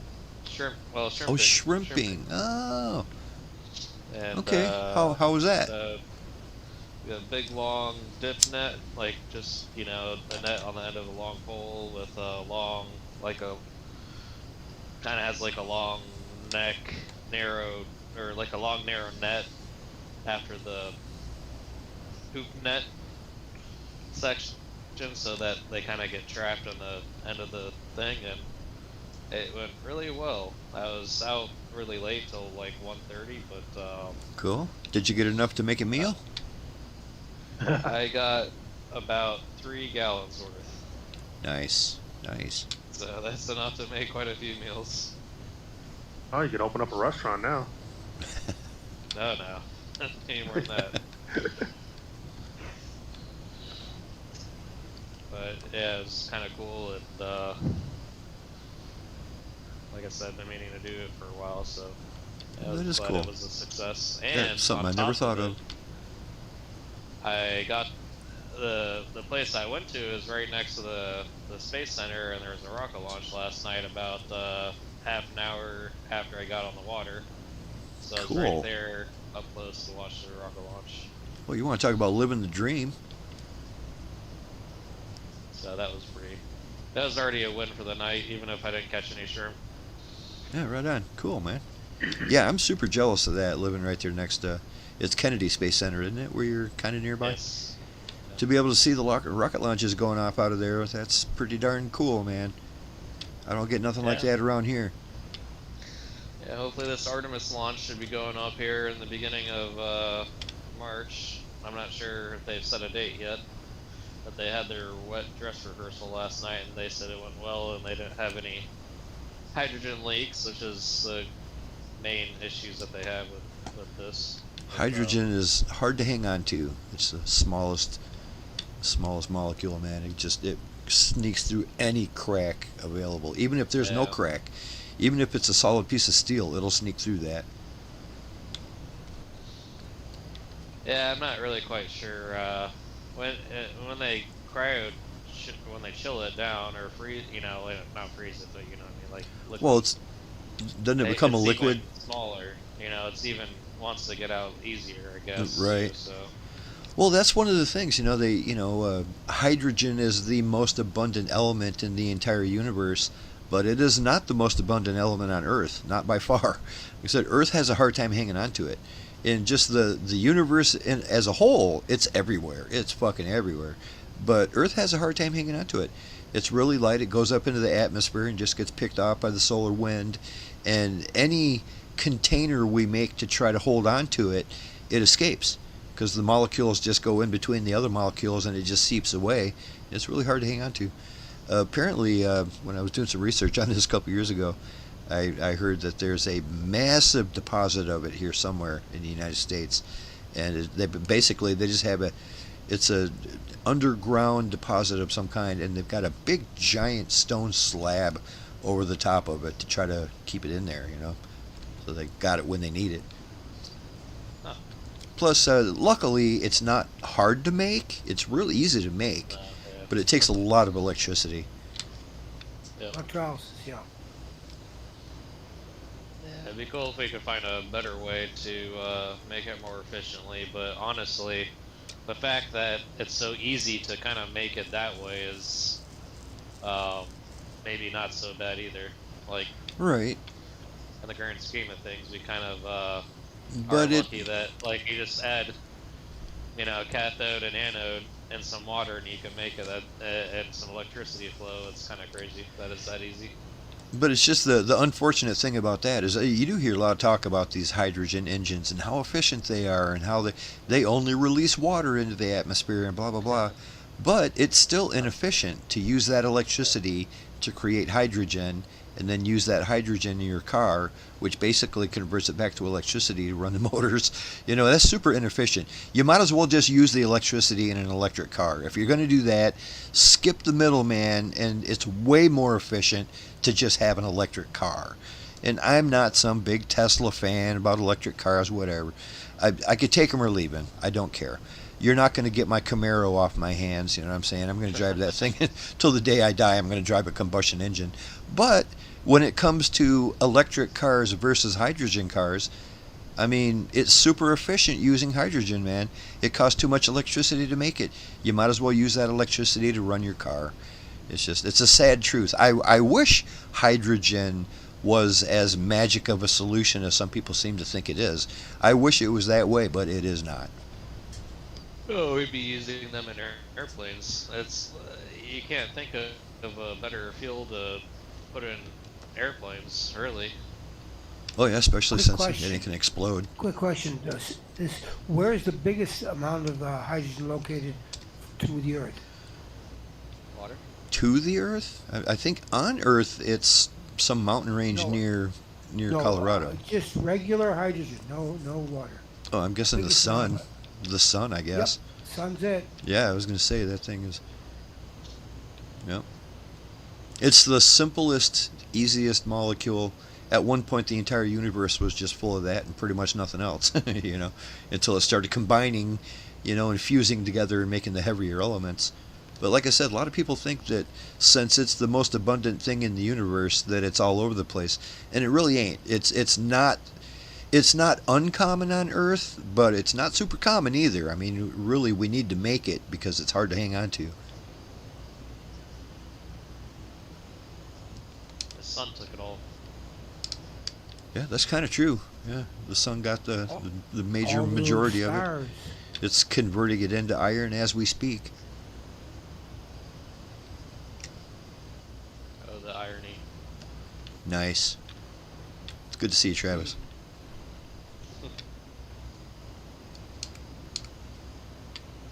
We will have to turn to the left just a little bit eventually, but not actually. I might just go straight for it, and then when we're within range of that localizer, I'm just going to flip it on, because we're pretty close to straight in. Of course, before I do anything, I might want to put all that information in.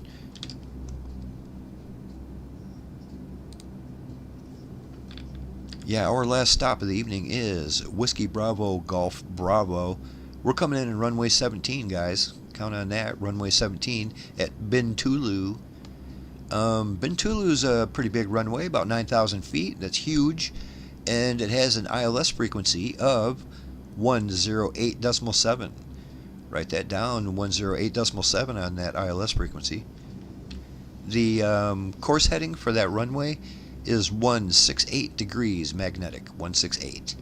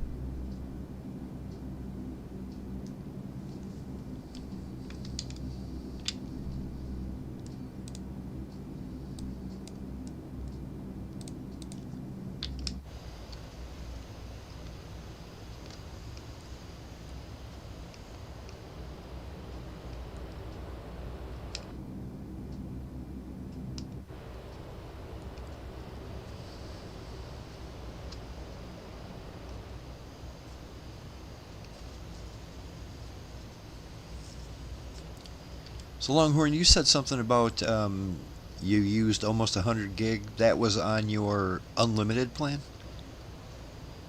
No, I did the 100 GB plan.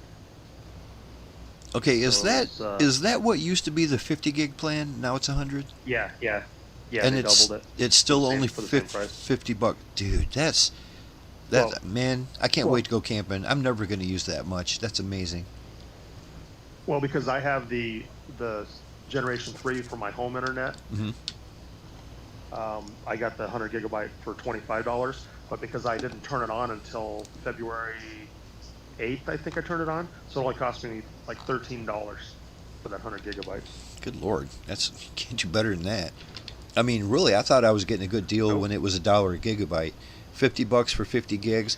That's not bad. You know, you can probably do better than that, but that's not bad. That's all I need. But 100 gig for 50 bucks, man, sign me up.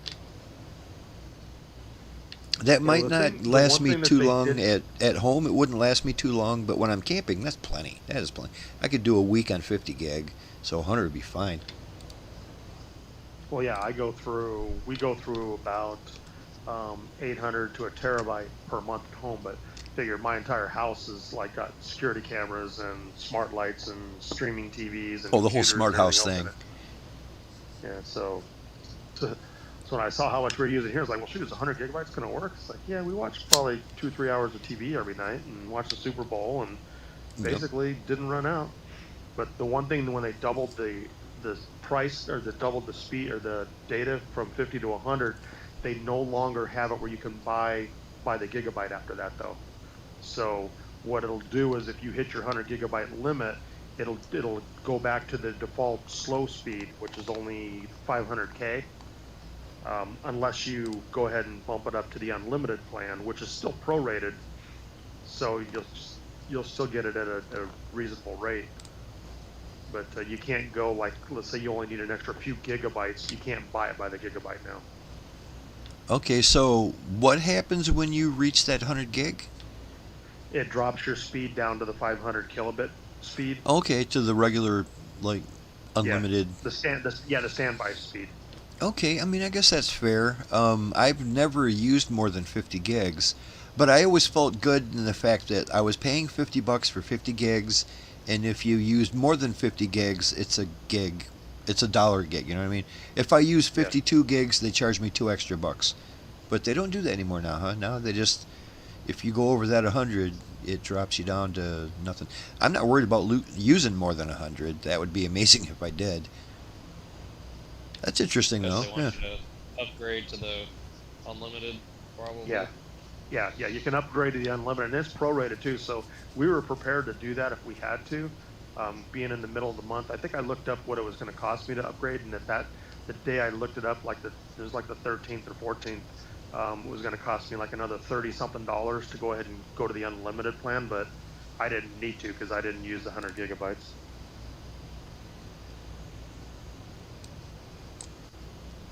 Wow, we just look at all them shrimp. Those are prawns, baby. Wow, we. Yeah, we don't get nothing like that in Lake Michigan. That's a Florida thing there. I mean, at best, I Lake don't know Michigan, why. you might get a duck and a turtle. I don't know why my pictures. It compressed my pictures too, because they're 2 megabytes, but which I don't care. But I don't know why they come up in that format where you have to click on them. I have to maybe ask an AI service about that. Ooh, look at them just swimming around.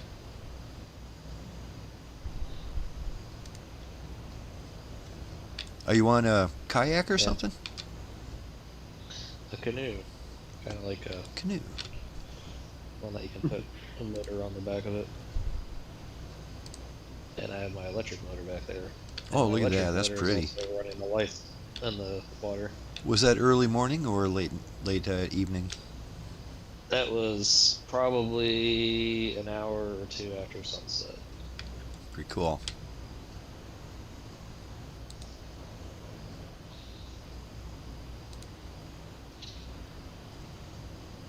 That thing that looks like the sun going up, is that the rocket launch? That's the rocket launch. Yep. Okay, I was looking It's at the sun on the Falcon horizon 9. going, okay, yeah, early morning, late evening, whatever. And then the sun goes up real quick like. No, that's at Look at the that. Space Center. It's a Falcon, I think a Falcon 9 that launched, and That's Artemis dope. was doing the wet dress rehearsal there on the launch pad and making sure the launch pad doesn't fly away. I love how it lights up like it's daytime, man. That's awesome. Yeah.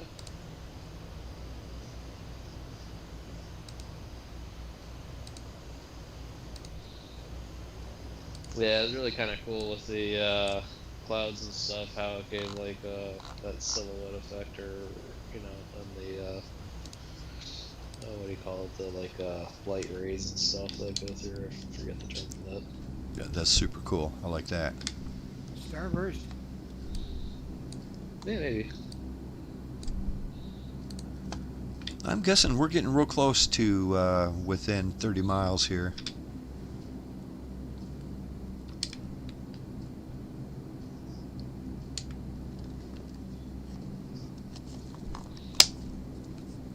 I'm showing 45 out.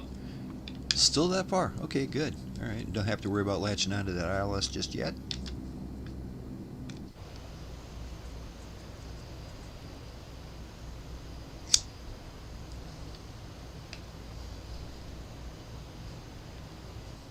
So I got my shrimp on ice, and I haven't cleaned them yet, but I might start cleaning them a little bit tonight, maybe, and then, yeah, I'm gonna have to finish cleaning them tomorrow.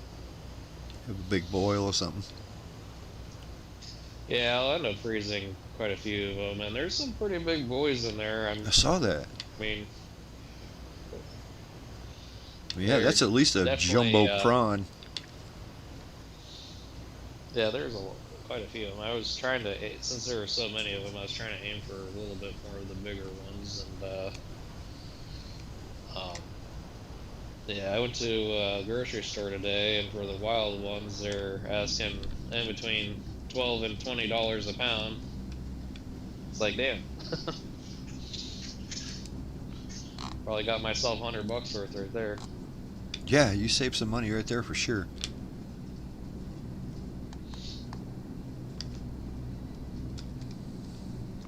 Yeah, they're pretty expensive, even at Walmart. That's the last time I went shrimping was at Walmart. Scoop them right out of the freezer. You bet. Yeah, It that's dropped the easy down. way. Dropping to 4,000. Yeah, but you had fun. That's more fun doing what you did. Yeah, Yeah. it did look like a good time. Plus a rocket launch? Get out of here. How cool is that? Yeah. That's a good evening right there.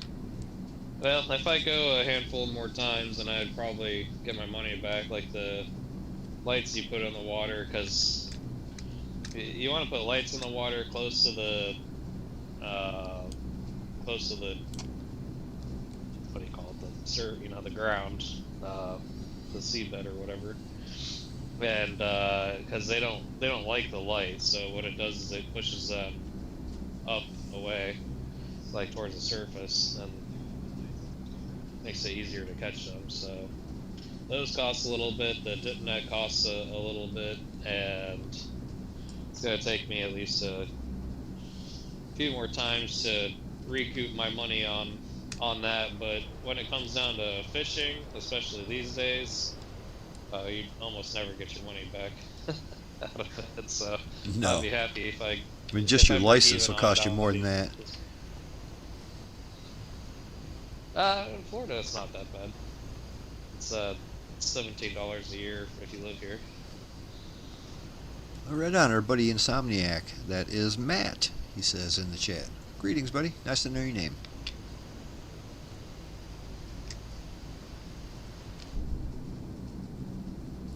I haven't been fishing of any kind since I was a kid. I'm not a big fish eater. There's no sense of catching it if you don't like eating it. I agree, that's fair. I do like shrimp though. Yeah, shrimp is kind of like up there in, I wouldn't say maybe my favorite, but I do like having some like shrimp and cocktail sauce every once in a while. And Yeah. then I don't need here or it. there, but I yeah, don't need seafood, yeah. but it's okay. Some of it, a good lobster tail once in a while is really good. But yeah, I'm just not a big fish eater. I'll eat fish. If that's what's for dinner, I'll eat it. But you will never see me order fish at a restaurant if I've got a choice of something else. Well, right now we're in the fish fry world of Lent. Oh, that is right, isn't it? So they're relentless. Awesome. Almost at 4,000. Going to be leveling out. And I just received the telemetry on that ILS localizer. 27 miles out. Roger that. I'm going to go ahead and activate it as soon as I level out at 4,000.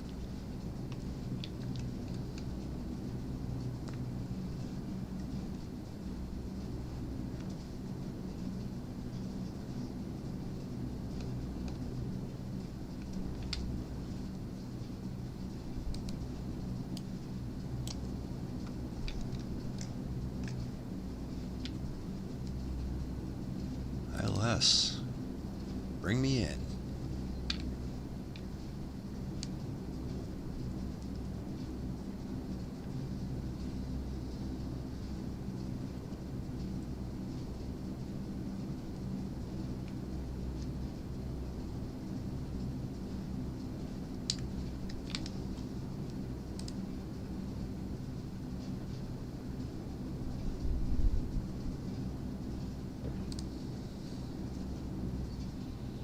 Yeah, I like seafood. I'm not crazy about it. I kind of don't have a meat preference in the sense of like I need to have this over this kind of thing. But if there's, I kind of go for like maybe what is going to be the best quality, especially if I'm eating out at a restaurant. I'll be, looking for what the restaurant specializes in or what they. Right. Sometimes some restaurants have like what they're good at making, and they'll mark it down on the menu. And I'll Yeah. usually kind of aim towards their favorites because I rather have something that they're good at making than just, kind of like generic, paying extra for generic food.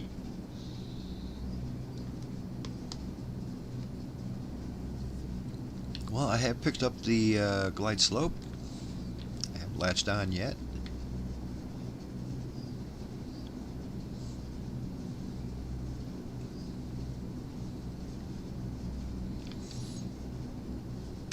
As far as I can tell, I'm coming in just perfectly, but it was almost too perfect.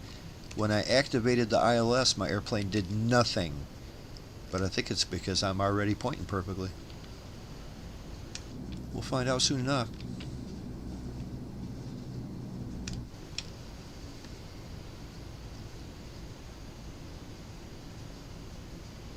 I remember on that 130 there, does it show you the glide slope and course needles is on there?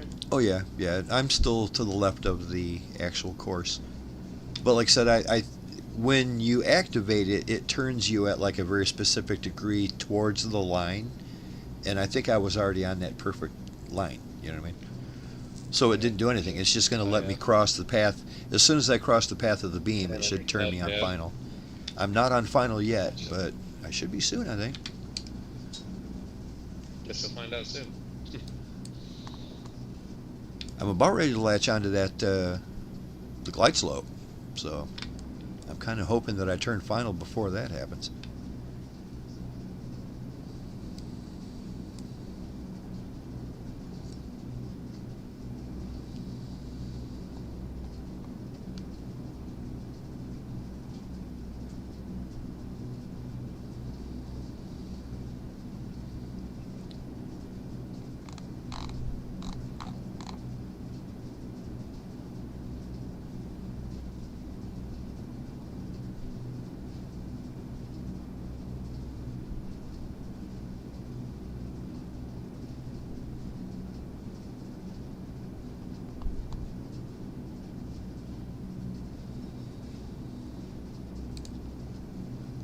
Yeah, I think I'm too far from being lined up with it is what my problem is. I'm going to swing out a little bit more to the right.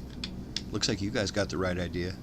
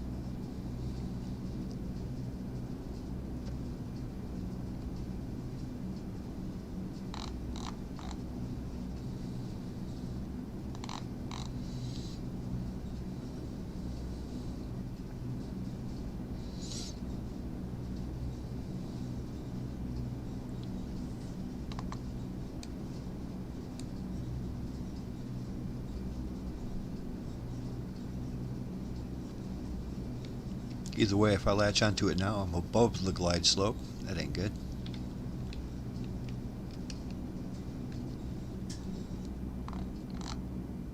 I just now got captured.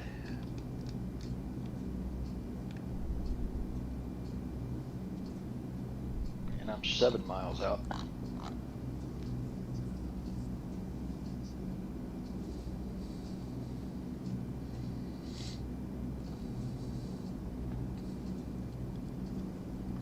Going to be back under the glide slope here very shortly.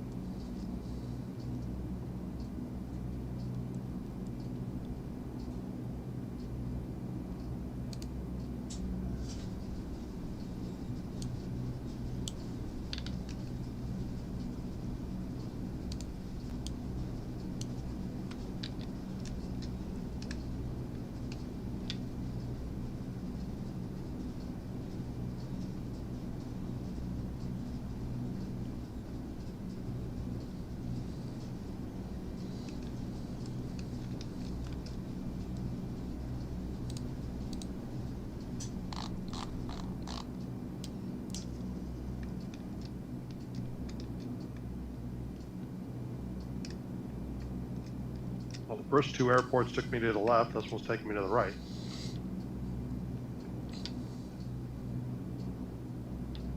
Oh, it's not 100% lined up. No. It took me to the start of the runway, but it wasn't lined up right. Right on. Well, I've latched onto the localizer beam, but I am still above the glide slope, so I'm going to have to bring it down by hand. At least I'm lined up.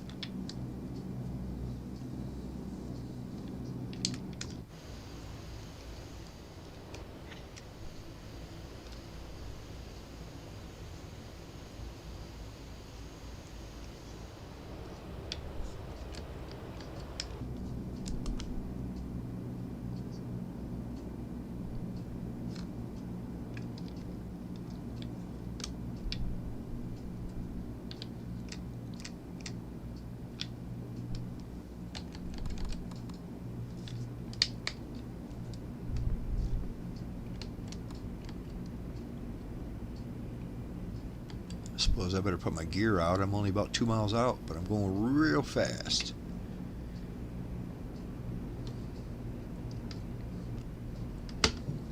Gear down. It appears a different livery will make you have to reconfigure your throttles on the Dirty 30. I'm not sure about that. Shouldn't have to. I never did. That's got like default throttle configuration, and I set it up last time. Yeah, I remember you doing that. So, It's acting weird now, though, huh? yeah, Yeah, seems it's like weird. the It's just default middle like when you're coming in position. and you want to like pull it back just a little, it'll cut it off totally. You just fall out of the sky, you know.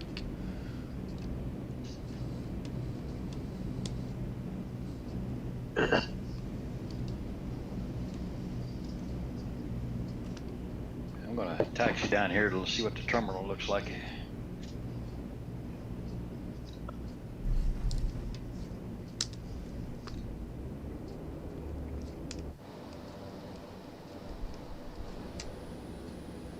Right on the money.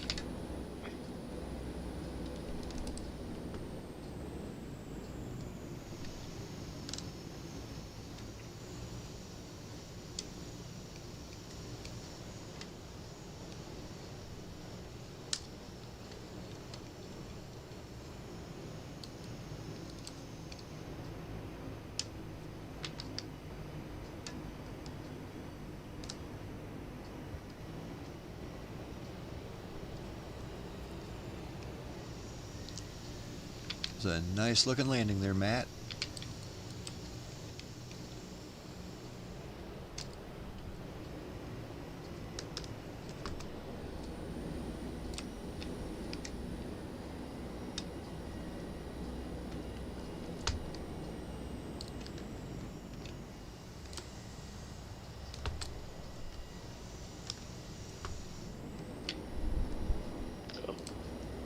There's that throttle thing again.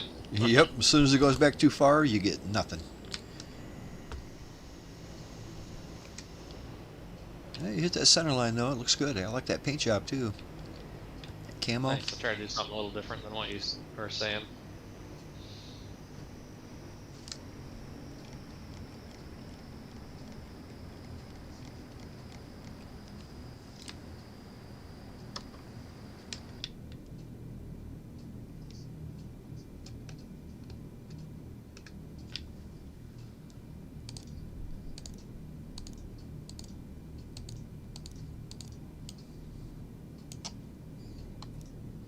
Oops.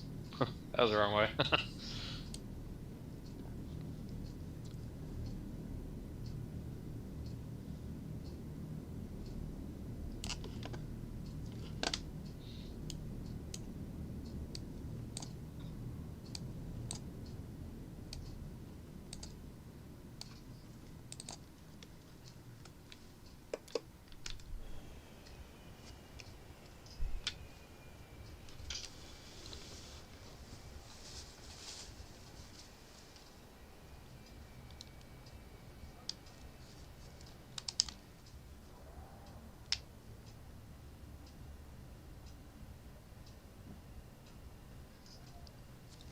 Water line up.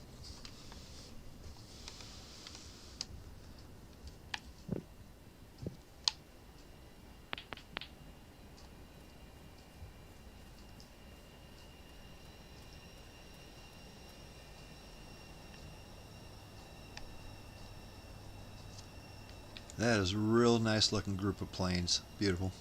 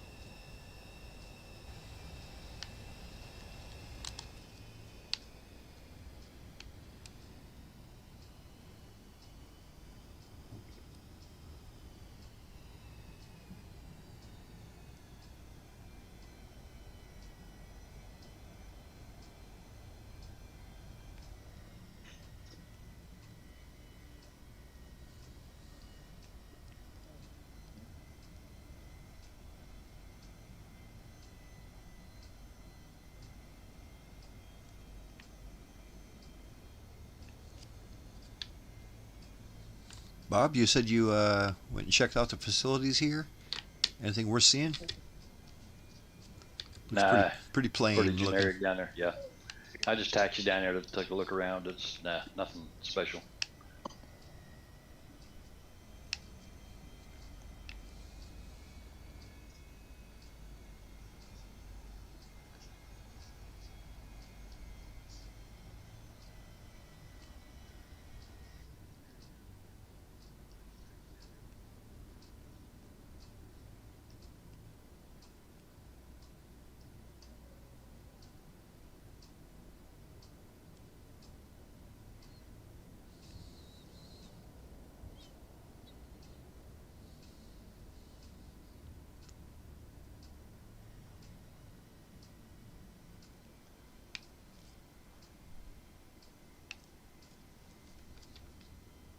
Yeah, I think I'm going to like it here in Borneo so far. The flight's been great. A lot of the places here in Borneo have ILS approaches too. Don't know why that is compared to the Philippines, but that's always good. I like them instrument landings. As I said, we're probably going to be here at least one more week, maybe two, but next week for sure we're still going to be at the Island of Borneo. So count on that.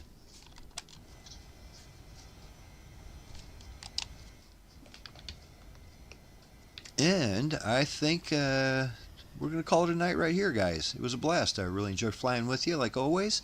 We're going to be right back here next Friday, taking off out of this very airport. So if you'd like to join us, please do. Grab the game, grab the information right in the description of the YouTube video, and we'll fly out of here next Friday night. Okay, everybody have a good weekend and a good week, and take care. We'll see you all soon. Bye now.